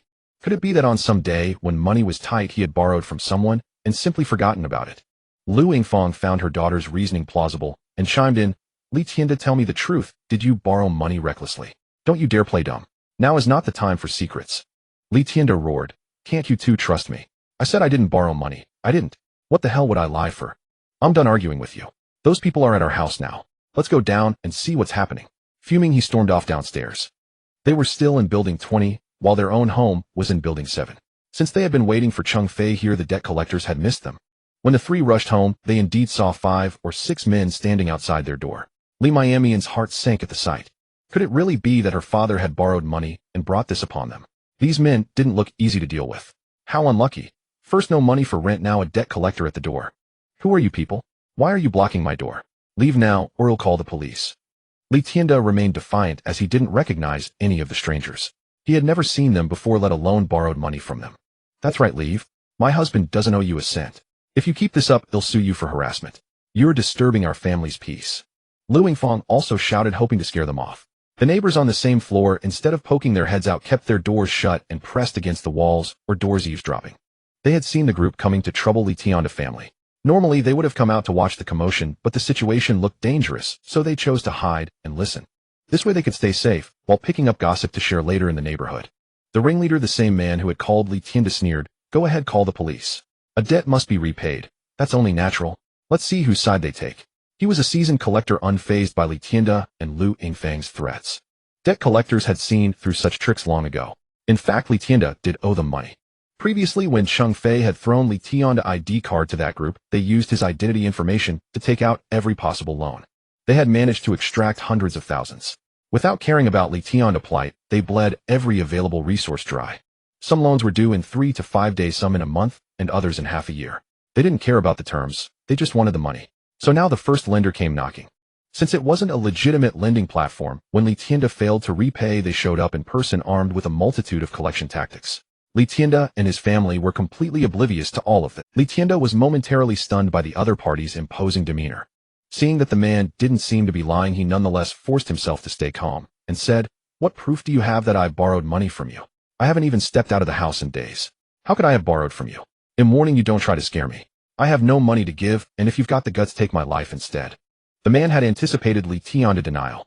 He pulled a photocopy of Li Tienda's ID and some loan documents from his pocket and tossed them in front of Li Tienda. "It's all written here in black and white. You borrowed 50,000 from us, due in 5 days. The time is up. Pay up now." Li Mianmian, seeing the man's firm stance and the evidence, quickly snatched the documents from her father to examine them. Indeed, the documents detailed that Li Tienda had borrowed 50,000 with a repayment period of 5 days. However, the interest alone amounted to 10,000, meaning he owed 10,000 in interest after just 5 days. This was utterly absurd. Yet the photocopy of her father's ID was unmistakably genuine, and all other information checked out. To have a photocopy, one would need the original, which had always been on her father's person. How could such documents appear out of nowhere? Seeing her father's genuine confusion, Lu Yingfang snatched the documents from Li Mianmian. A single glance nearly made her faint from shock. Good heavens, it was true. That meant they owed these people 60,000. Where on earth could they scrape together such a sum? Even paying the rent was a struggle for them now. Finding 60,000 was utterly impossible. Lu Yingfang, sobbing, beat her fists against Li Tienda. "You old fool. At your age you go borrowing money. What did you need so much for? Have you taken a mistress outside? After all these years I've slaved for you, is this how you repay me? They'll kill you. They'll kill you." By now Lu Yingfang was convinced Li Tienda was responsible, though he refused to admit it. She wailed and screamed like a madwoman. The neighbors, listening with rapt attention, were thrilled by the scandal. So he had borrowed a fortune and was now trying to wriggle out of it. This was explosive news. As soon as the visitors left, they'd spread the gossip. Li Tienda, dazed by the blows, tremblingly tore up the documents and threw the pieces away. "Damn it. I said I didn't borrow it, so I didn't. I don't care where you got this stuff. I'm not paying a single cent." Li Tienda thought destroying the documents would absolve him of the debt. But the leader, his face dark and eyes menacing, said, "Tearing them up won't help. Copies aren't hard to come by. And you did borrow the money, so stop quibbling. Today it's 60,000, but tomorrow it'll be more. The longer you delay, the more interest piles up. And trust me, you won't be able to afford it." Li Tienda was at a loss for tears. How had he ended up owing so much? He couldn't possibly repay it, and he knew the consequences of defaulting. These men looked ready to use force. Lu Yingfang sobbed, "If only Cheng Fei were still around. He'd surely help us pay off this debt." Mianmian, go borrow money from Cheng Fei? That boy's renovating a house and driving a fancy car. He must have cash to spare. Why don't you get back together with him for a few days, get the money, and then break up again? Indeed, they only remembered Cheng Fei when they needed money. Usually they just looked down on him for being poor. Li Mianmian said anxiously, "Mom, it's not that I don't want to get back with him. He was so determined to break up, and you saw how he didn't even glance at me today. He'd never agree so easily." At that moment, Li Mianmian too began to miss Cheng Fei's presence. These past days had been hard to adjust to. No one took her out for good food, she had to carry her own bags, and she had to pay for her own purchases. Worst of all, without Cheng Fei as her ATM, she could only look at many things without buying them. Though Cheng Fei didn't earn much, he never hesitated to spend on her. The last time she was with Wang Liqing, he gave her 10,000, but she had to split 5,000 with Sun Monk, leaving her with just 5. The second time things went wrong, and not only did she get nothing, but she was also beaten up. When she was with Cheng Fei, he did all the housework. She had grown used to his efforts, and now that he was gone, the whole family found life unbearable. In the past, if Lu Yingfang had suggested Li Mianmian get back with Cheng Fei, she would have scoffed. After all, she had hoped to cling to Wang Liqing's deep pockets. But now that tree had fallen, and she realized how generous Cheng Fei had been. Every time he spent on her, it was far more than Wang Liqing ever did. No matter how rich Wang Liqing was, he only gave her 5,000. But if Cheng Fei got a bonus, he'd give her 50,000 without a second thought. Overhearing the mother-daughter conversation, Li Tianda fumed, "Get back together. That worthless Cheng Fei isn't good enough for our Mianmian. My daughter isn't for sale. I want to allow her to get back with him just for money." He couldn't forgive Cheng Fei for having him locked up for days. Letting his precious daughter be with him again was pure fantasy. The leader of the group impatiently picked his ear and urged, "Are you done with this act? Stop putting on a show. I don't care where you get the money. Pay up today. Not a single cent less than 60,000. He pointed at Li Tianda and continued, "I've been waiting outside so long my legs are sore, and you haven't even offered us tea. You open the door. Let's go inside and talk. As long as you don't pay, we've got all the time in the world to play with you." Li Tianda had hoped to stay outside, thinking nothing too bad could happen. But once inside with no one watching, anything could occur. So he tried to refuse. But the men weren't about to indulge him. If he wouldn't open the door, they'd help him. One burly man kicked Li Tianda to the ground, and the others joined in stomping on him. After a few kicks, Li Tianda begged tearfully, "Brothers, let's talk this out, please, no more violence. They'll open the door, he'll do it now." As Li Tianda, trembling, unlocked the door, the others sneered, "See, that wasn't so hard. Why make us go through the trouble? Why, your place isn't bad. That tea set alone must be worth a pretty penny. I've got my eye on it. Pack it up, boys, put it in my car later." The leading man had his eyes on the tea set the moment he stepped into Li Tianda's home. Though the house was in disarray, he could still spot valuables, so he ordered his men to collect the tea set from the table. That tea set had cost Li Tianda a hefty sum. He had forced Cheng Fei to buy it for him, paying several thousand yuan. He couldn't bear to part with it. Even when Cheng Fei had come to cause trouble last time, Li Tianda hadn't dared to use that tea set to hit him. He had only thrown cheap cups. Li Tianda rushed to the tea table, hugging the tea set with his arms resisting. No, this tea set is my treasure. I can't give it to you. That's not for you to decide. You owe money and refuse to pay. What's wrong with taking a few things? Our second brother deigning to take a liking to your junk is an honor. Stop your babbling." A burly man shoved Li Tianda aside, kicked him twice, then waved his hand. In no time, all the tea sets on the table were packed up. "Brothers, there must be some misunderstanding. I really don't owe you any money. Why don't you go back and double-check? Don't wrong an innocent man." Li Tianda's tone had softened considerably. After a few kicks, he had learned his lesson, afraid that speaking out of turn might earn him more kicks and land him back in the hospital. Yes, it must be a misunderstanding. You young people are too rash. Maybe you made a mistake. Go back and check again. We'll let this slide today. Lu Yingfang still didn't grasp the gravity of the situation. She thought they had made an error and put on a magnanimous act. With a sharp slap, the same burly man struck Lu Yingfang across the face. Her vision blurred with stars, and she collapsed onto the sofa. "Fuck you. Who are you calling rash? Who do you think you are to lecture us? Pay up now. You don't want to see us, and we don't want to see you. Pay the debt, and everything will be fine." Li Mianmian, seeing her mother hit, cowered in the corner, too scared to speak or step forward. First, she was afraid of being hit herself. Second, she noticed the burning looks these men were giving her, terrified that she might get dragged into it. Li Tianda sat on the floor, utterly cowed, not daring to look at how badly his wife had been beaten. But since none of them were willing to pay, the burly man shut the door, and the group proceeded to have a friendly conversation with Li Tianda's family. An hour later, the men finally left. Because Li Tianda's family had no money, they couldn't bear it any longer. They forced Li Mianmian to hand over the 5,000 yuan Wang Liqing had given her, and a necklace worth several thousand yuan that Cheng Fei had gifted her, which temporarily made the debt collectors leave. Li Mianmian had planned to use the money to buy 2 bottles of perfume, but instead of perfume, she gave away everything. Worst of all, even after paying back 5,000 plus a necklace, it was useless. The crew would, but she had no choice. Those men had not only beaten Li Tianda and Lu Yingfang repeatedly, but also threatened that if they didn't pay, Li Mianmian would have to settle the debt with her body. That was why she finally, just as they thought they could breathe, Li Tianda's phone rang again. This time Li Tianda was terrified. Could it be another debt collector? The phone kept ringing, so Li Mianmian quickly answered it for him. They were right. The moment she answered, Li Mianmian felt like dying. It was indeed another debt collector. As soon as she heard the caller's intention, Li Mianyan was so frightened she threw the phone away. Another debt collector? Lu Yingfang's face was still burning with pain. Ignoring everything else, she grabbed a pillow from the sofa and started pounding Li Tianda relentlessly. Li Tianda, have you gone mad? Why did you borrow so much money? Have you lost your mind? He'll kill you. Li Tianda's phone kept ringing. Li Mianyan, terrified, quickly turned it off. One had just left and another was already calling. Could there be more? Li Mianyan roared, Dad, tell us the truth. If it really wasn't you who borrowed the money, why do they have your information? Where's your— I told you it wasn't me. It wasn't me. Why won't you believe me? My ID is right here in my pocket. It's always been in my pocket. If you don't believe me, I'll show you. As Li Tianda spoke, he reached into his pocket, only to find it empty. He thought for a moment. He had changed clothes recently. Yes, it must not be in these pants. So he ran into the room to look for the pants he had worn before. He rummaged for a while, but his pockets were still empty. Then he checked several other pairs of pants. Nothing. You bastards, still pretending. Now that they've come knocking, what do you have to deny? If you didn't borrow the money, how would they have so much of your stuff?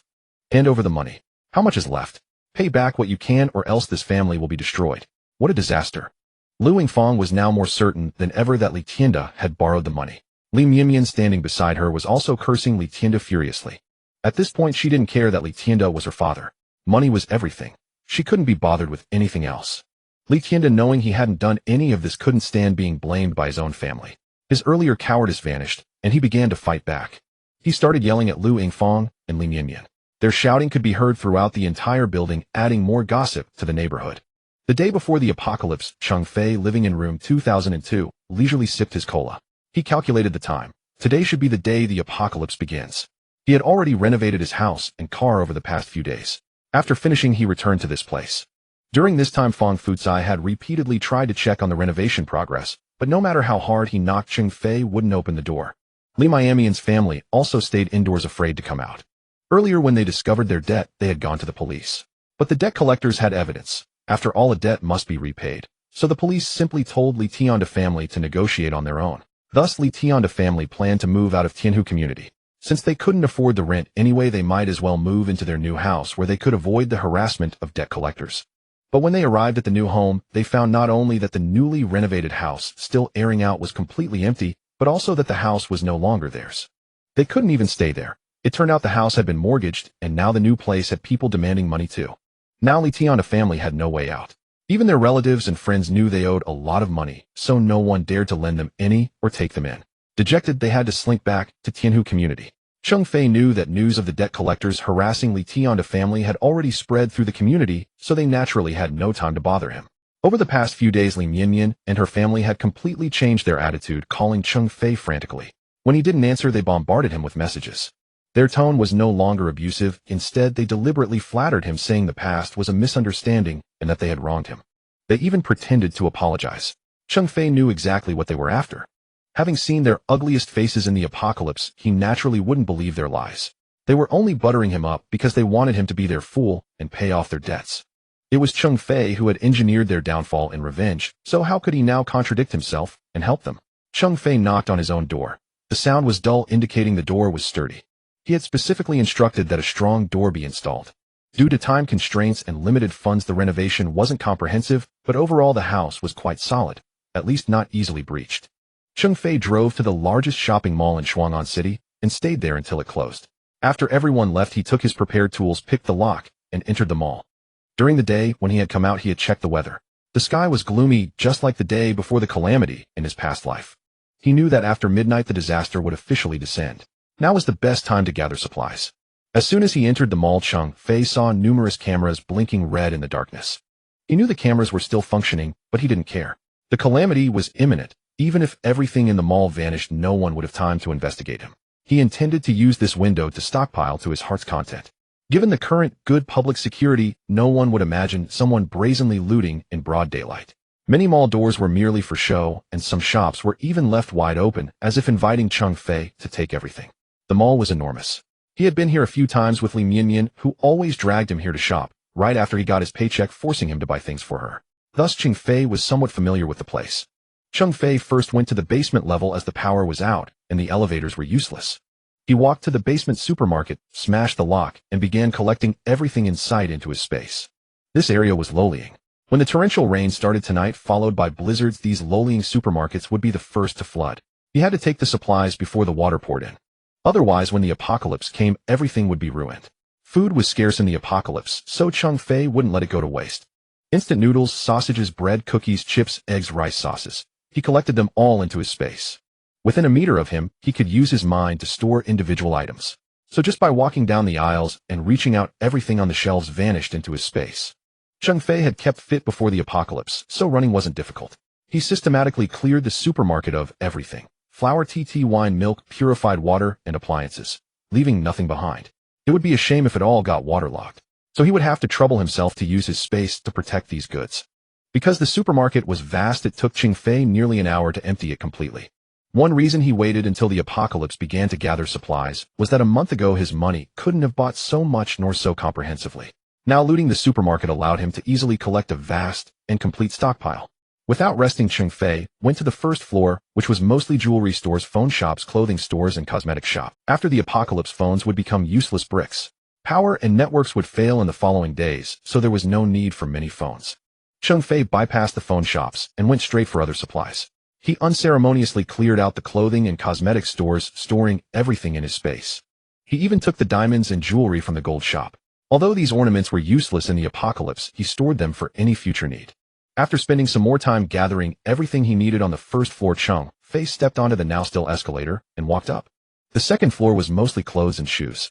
Without time to pick and choose, he swept everything into his space. Personal hygiene was still important in the apocalypse, and he would need clean clothes. He had already taken cleaning supplies from the supermarket, so he could bathe even in the apocalypse. Clean, changeable clothes were essential. Having been reborn, he refused to live a wretched existence like in his past life. He intended to live even better than before the apocalypse. As Cheng Fei was busy gathering supplies, he saw two beams of light flicker on the first floor. Damn, someone was coming. It made sense. It wasn't the apocalypse, yet most people didn't realize the calamity was near. Society still had order, and the mall's security was on duty. But their reaction was too slow. He had already reached the second floor before they sensed something was wrong. Then again, with all the surveillance in the mall, they never imagined someone would brazenly help themselves. Cheng Fei first ducked into a winter clothing store, using the garments for cover as he crouched to observe the situation outside. The mall was so quiet that even though the people downstairs tried to be stealthy, Cheng Fei heard them approaching. When he saw two flashlight beams sweeping across the second floor corridor, Cheng Fei couldn't help but sneer. Humph. These two are brainless. If they didn't want me to know they were coming upstairs, they should have turned off their flashlights. Aren't they clearly telling me you're here? Since you're here, don't bother leaving. Cheng Fei wasn't worried about the two security guards. He checked the time. It was 1:42 p.m. In a little over 10 minutes at midnight, a torrential rain would begin and last for 3 days and 3 nights. Even if the cameras caught him, no one would have time to deal with it then. That was why he wasn't afraid of being filmed. But he was only on the second floor, and the mall had 7 floors. He had to finish collecting and get back to his place before things got worse. As the saying goes, fortune favors the bold. Every bit of supplies he gathered now meant another day of survival in the apocalypse. He had to take the risk. Meanwhile, a slightly shorter security guard nervously shone his flashlight around and whispered, "Where is that thief now? Are you sure he's on the second floor? Didn't you just watch the surveillance footage as well?" He was wandering around the clothing section on the second floor. "We need to keep an eye out. He's definitely nearby. He stole so much stuff. If we don't catch him, we'll both be in trouble. Damn, he's got nerve. Who would have thought someone would break into the mall to steal in the middle of the night?" The other security guard was also nervous. He had worked at this mall for 2 years and had never encountered such a situation. Not just in these 2 years, it was practically unheard of anywhere for a thief to dare break in and steal so blatantly. However, the two merely regarded Cheng Fei as a somewhat reckless thief. Because they had been secretly drinking in the security office earlier, they had missed the entire spectacle of him collecting items from the supermarket. Although there was a clear rule against drinking during work hours, the truth was that their job as security guards was just a formality. Nothing ever happened. So they routinely indulged in this behavior, and today happened to be the day Cheng Fei paid them a visit. It was precisely because they had been drinking that they failed to notice Cheng Fei clearing out the supermarket on the basement level. What they did see was Cheng Fei entering the clothing stores on the second floor, which finally alerted them. However, they only glanced at the surveillance footage briefly to confirm his approximate location before rushing upstairs. Otherwise, when the higher-ups came to investigate the losses tomorrow, they would all be held accountable. Drinking on duty and causing significant damage to the mall. They certainly didn't want to be fired over this. The two men reeking of alcohol entered the unair-conditioned mall and immediately felt a wave of heat, their bodies drenched in sweat. Especially since they had no idea where Cheng Fei was now, they felt a mix of nervousness and excitement. But they were confident that Cheng Fei had not yet noticed their presence. At that thought, the two guards began to relish the thrill of a cat and mouse game. "It's all your fault. I said I'd stay in the security room and watch the monitor, but you refused. Now I could have told you exactly where the thief is, and you could have just gone straight to catch him. Hey, that's rich. The mall is huge and I don't even know if the thief has a weapon. You want me to charge in alone? Why don't you stay in the control room and direct me while I go catch him? Why should you always get the easy part? If I'd known, I wouldn't have shared that bottle of aged liquor I'd been saving for years." The two began to argue. They were only earning a few thousand in salary, just trying to coast through each month. So when real work came up, neither wanted to take the lead. Cheng Fei, listening to the guards moving farther away, simply shook his head in resignation. Anyone with half a brain would know he was likely on this side. Because he had already cleared out everything on the other side earlier, those stores were now empty. Naturally, he would head toward places with remaining supplies. He couldn't fathom how those two guards could be so foolish, heading in the opposite direction, as if they expected Cheng Fei to be waiting for them there. Cheng Fei deliberately knocked over a nearby clothing rack, and the thud drew the attention of the two guards. They were about to go the other way when the sound came from the opposite direction. Both froze in their tracks, turned to look back at the source, exchanged a glance, and then quickly changed course, running toward Cheng Fei. "It seems to be here. Come on, let's check it out." One of them pushed the other's shoulder, motioning for him to enter first. "Why don't you go in first? He'll follow behind you." Once again, they argued about who should enter the clothing store first. After a brief squabble, they finally decided to go in together.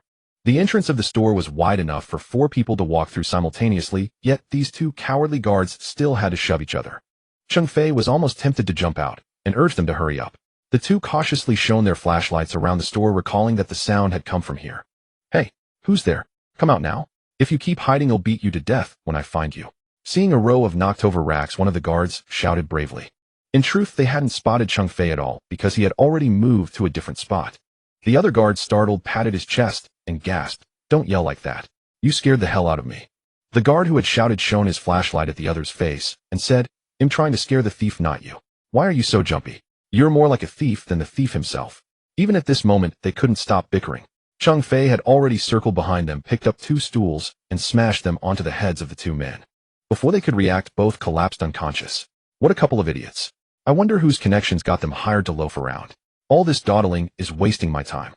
Seeing them unconscious, Cheng Fei paid them no further mind. He had only knocked them out, not caused any permanent harm. Before they could react, both collapsed unconscious. What a couple of idiots. I wonder whose connections got them hired to loaf around. All this, he then collected all the clothes from this winter wear store into his space, ensuring he would have warmth during the coming extreme cold apocalypse. Just as he finished clearing the 2nd floor, he heard a deafening thunderclap, a sound so immense that it even froze Cheng Fei in place. The thunder boomed only once, and then he heard car alarms blaring incessantly outside. He checked the time. It was exactly midnight.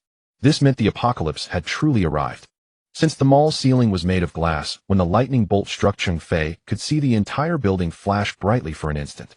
However, as the lightning vanished, the mall was once again plunged into darkness. The terrifying thunderclap signaled the true beginning of the apocalypse. Cheng Fei quickened his pace of gathering supplies with his flashlight. Now that no one was watching the surveillance feeds, he no longer needed to collect items in the dark. Not everything in the mall was usable. He bypassed children's playgrounds and health product stores without a second glance, heading straight for the next shop. Thus, over the next 2 hours, Cheng Fei swept through the entire mall, leaving nothing behind. The 8th floor was a gym. He merely took a brief look around, casually collecting a few items that seemed useful, and left within 10 minutes. In the apocalypse, he could not rely on physical training to strengthen his power. Working out would only make his muscles more prominent. In a merciless world where people devoured each other, a muscular physique would only make others wonder if the meat from such a body tasted better. Cheng Fei would not waste time on such things. He had to find a way to obtain supernatural abilities. Otherwise, no matter how strong he became through training, he could not defeat even the most basic first-tier ability user. Even with all his supplies, he would have no chance to enjoy them. However, in the arcade on the 5th floor, he had collected quite a few gaming machines which could serve as a good pastime during the boring days of the apocalypse. After leaving the mall, Cheng Fei saw that it was raining heavily outside. Ordinary people thought it was just a normal rainstorm, unaware that it would last for 3 days and 3 nights. And this was only the beginning. Despite the already heavy downpour, the rain would not stop at dawn. Instead, it would grow even more intense, flooding the basements. While he could still move around, Cheng Fei sped along the road in his car, remembering a smaller supermarket ahead. He had to gather more supplies during this window. He repeated the same process, storing everything in that small supermarket into his space. This area was one of the busiest parts of Shuang'an City, so there were many shops along the street. He passed several pharmacies and collected them all. When he came across a library, he did not hesitate to store all the books into his space.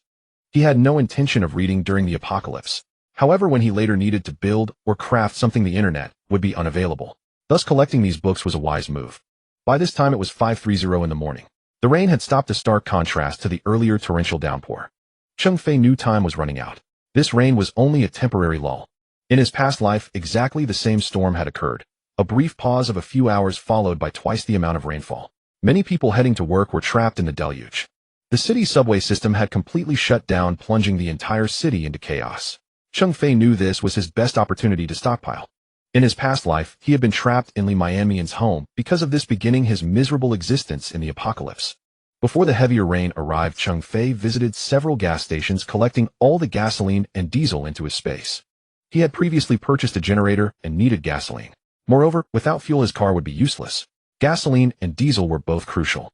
After completing all these tasks, it was nearly 8:00 in the morning. As expected, the sky, which had seemed about to clear, suddenly darkened, and the rain began pouring down again. This time the rain was even heavier. Having stayed up all night, Cheng Fei drove back to 𝓃 community. Though drowsy, he felt a surge of satisfaction thinking about the supplies he had gathered. He could not bear to relive the suffering of his past life. The days of near starvation, surviving on a few compressed biscuits. Along the way, he heard many people cursing the weather, complaining that the sudden downpour had caused traffic jams.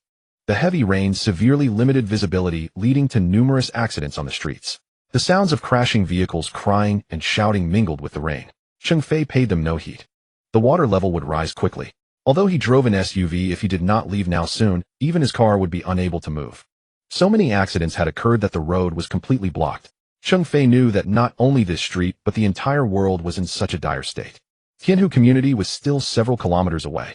Driving back was impossible. He parked his car in a corner and stored it in his space.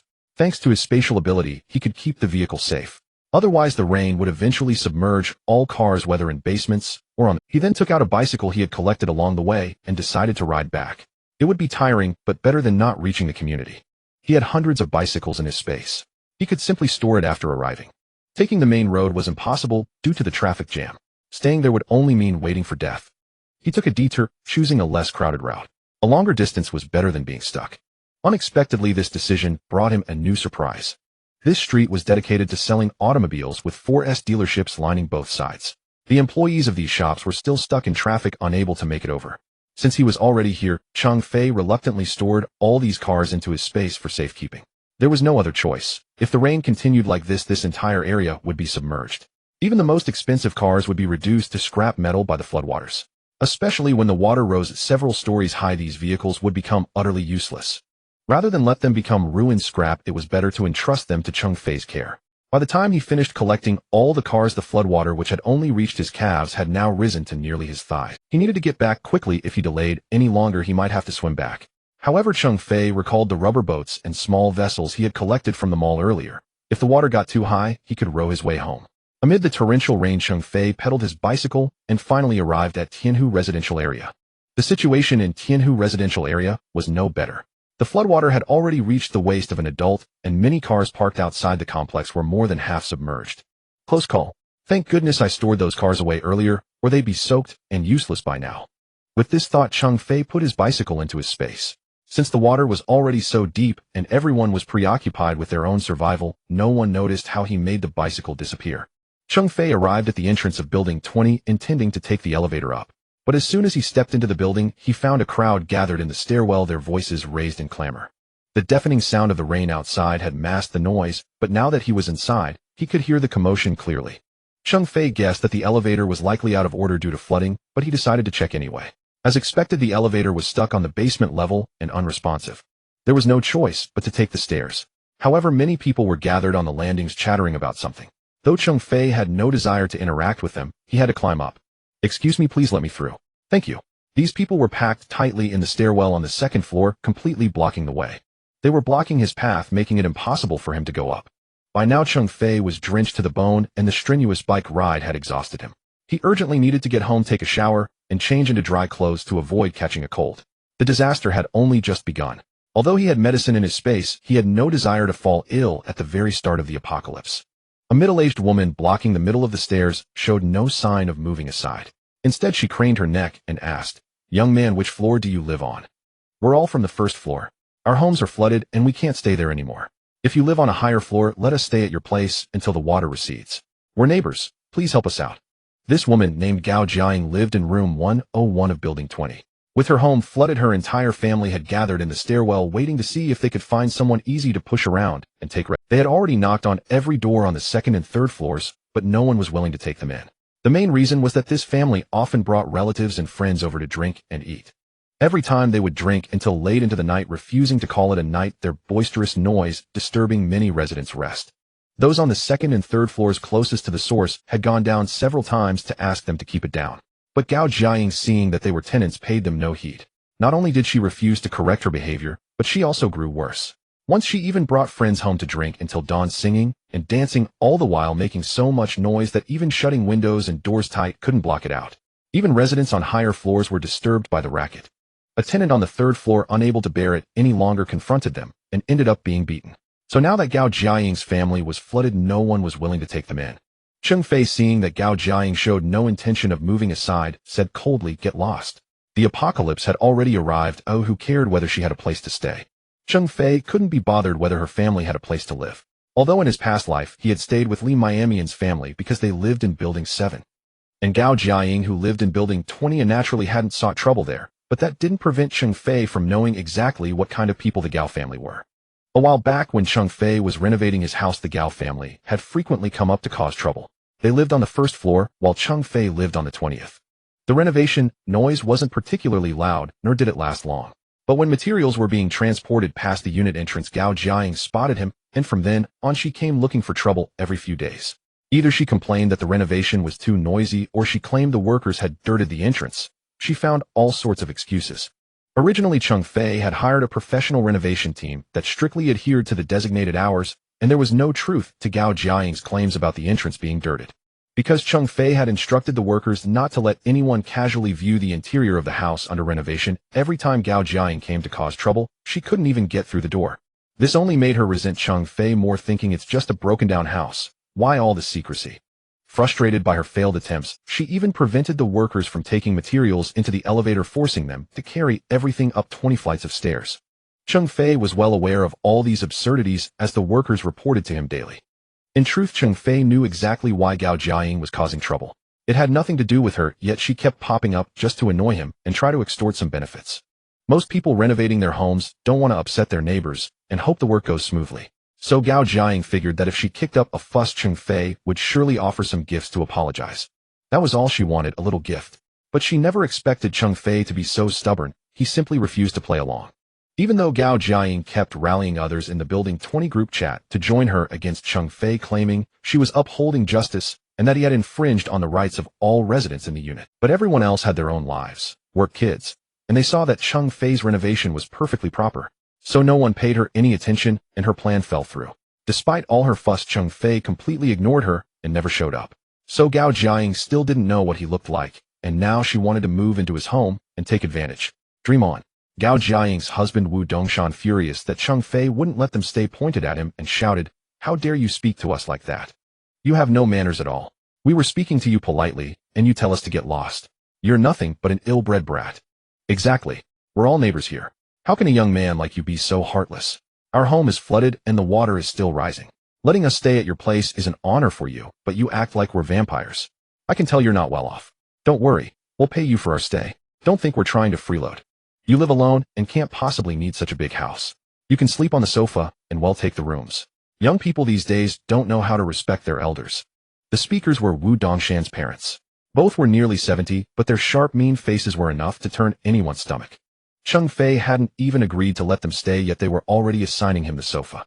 This family blocked his way and pressed him aggressively, thinking that, because he was young, he would be easy to push around. Too bad they picked the wrong person. Cheng Fei swept a cold gaze over the Wu family. Despite their claims of paying, he knew they would likely end up trashing his home. And he would have to support them. If the disaster didn't end, they would even steal his food. How could he let them have their way? They even wanted him to sleep on the sofa while they took the rooms. What a fantasy. What makes you think you're worthy of staying in my home? You're already ordering me around before you've even moved in. If you actually did, you treat me like a servant.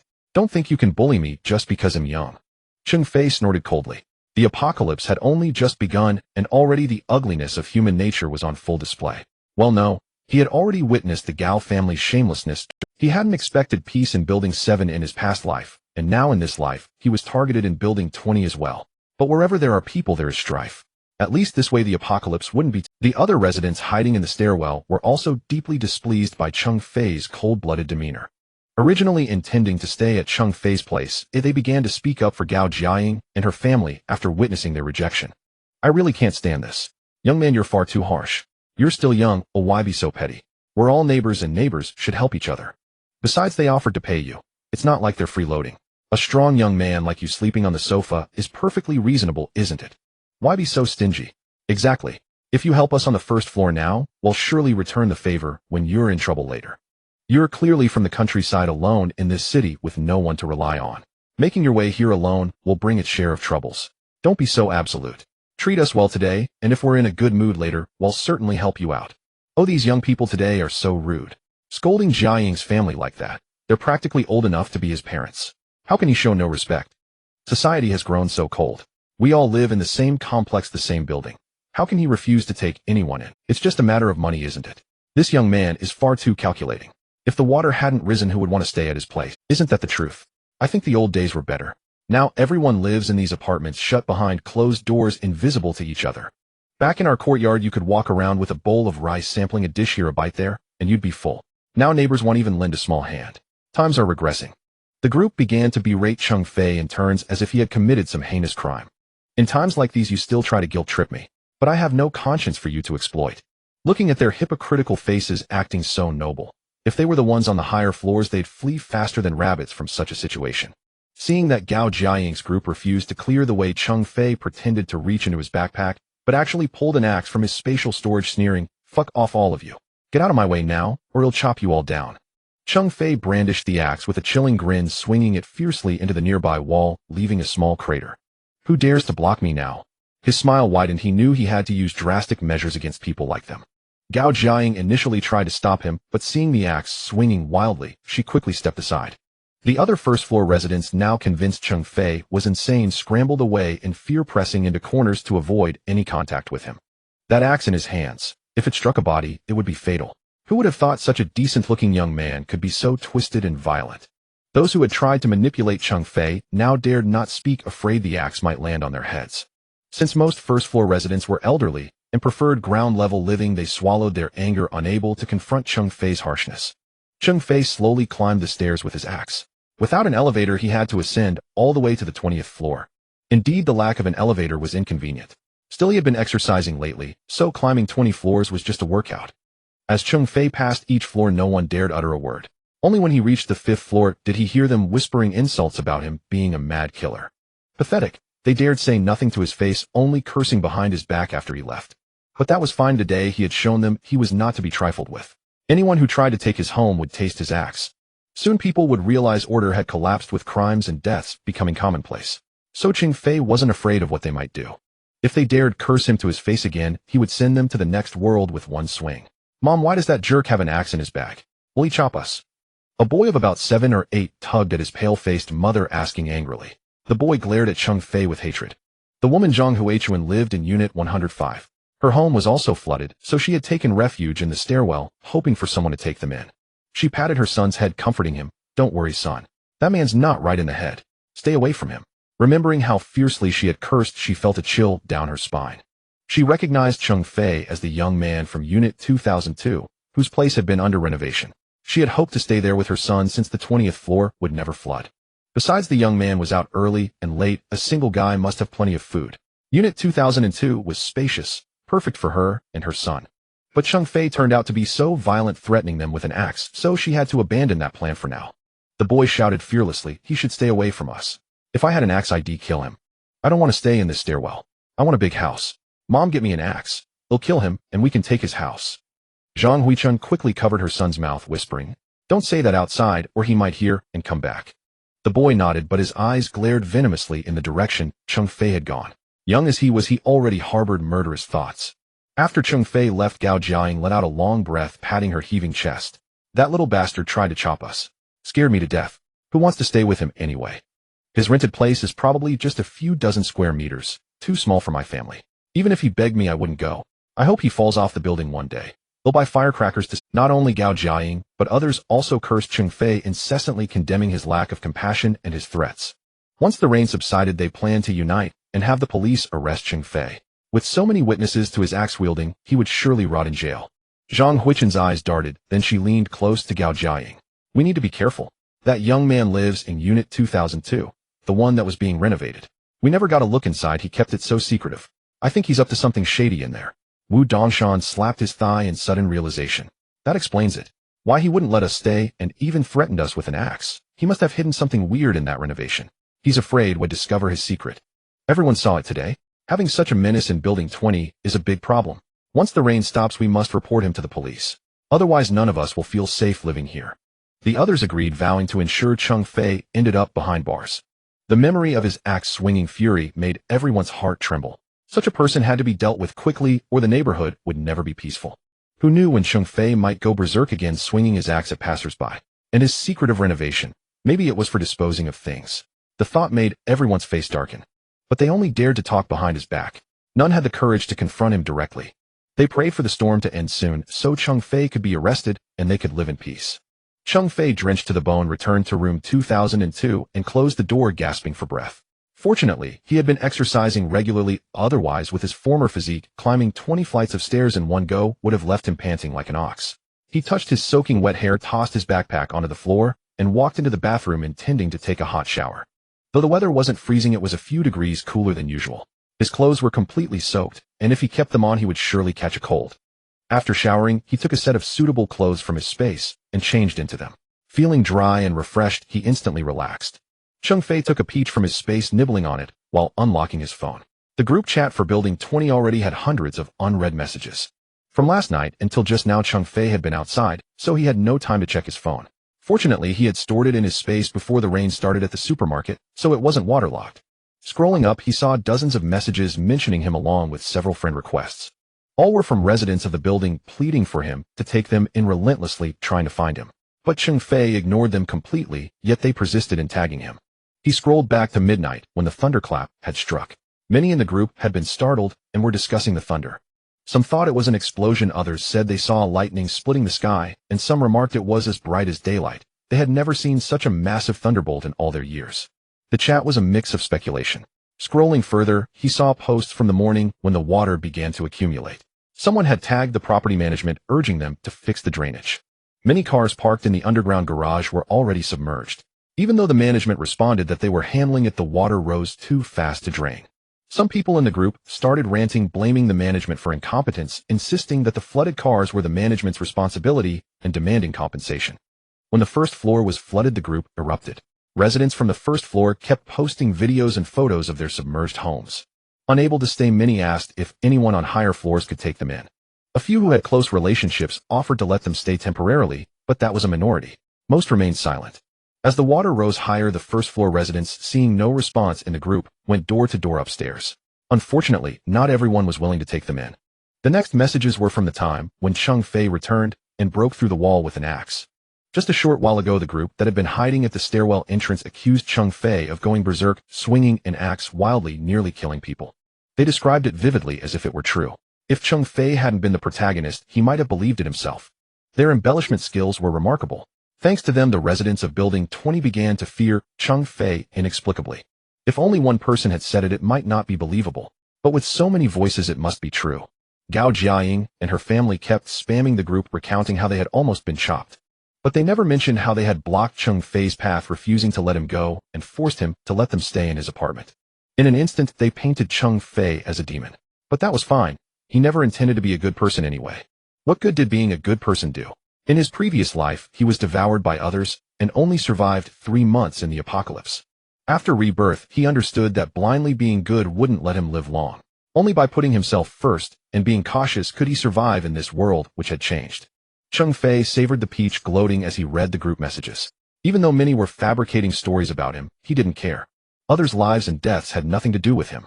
He was on the 20th floor, and the flooding wouldn't reach him. He wasn't worried at all. On the contrary, if he softened and let others in when they realized the water wouldn't recede, he would be the one in danger. And he would have brought it upon himself. After finishing Building 20's group, he tapped on Building 7's chat. He had joined this group earlier and never left, so he could see the situation in Building 7. Scrolling through the discussions were about last night's thunder and today's flooding. As soon as he entered, he saw Li Tianda arguing with everyone. Just like in his previous life, Building 7 was also flooded and low-floor residents wanted to stay with those on higher floors. Li Tianda and Lu Yingfang were very active in the community, so many knew them. Naturally, people asked to stay at their place, but this selfish family wouldn't agree.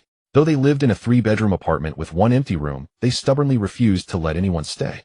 In his previous life, Cheng Fei had been trapped in their home because Lu Yingfang asked him to cook.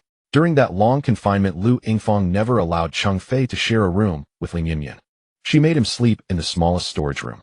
At the time, Cheng Fei thought Lu Yingfang and Li Tianda were just protective of their daughter, thinking it improper for an unmarried man and woman to share a room. So he accepted the storage room. He didn't realize they looked down on him, treating him as a servant.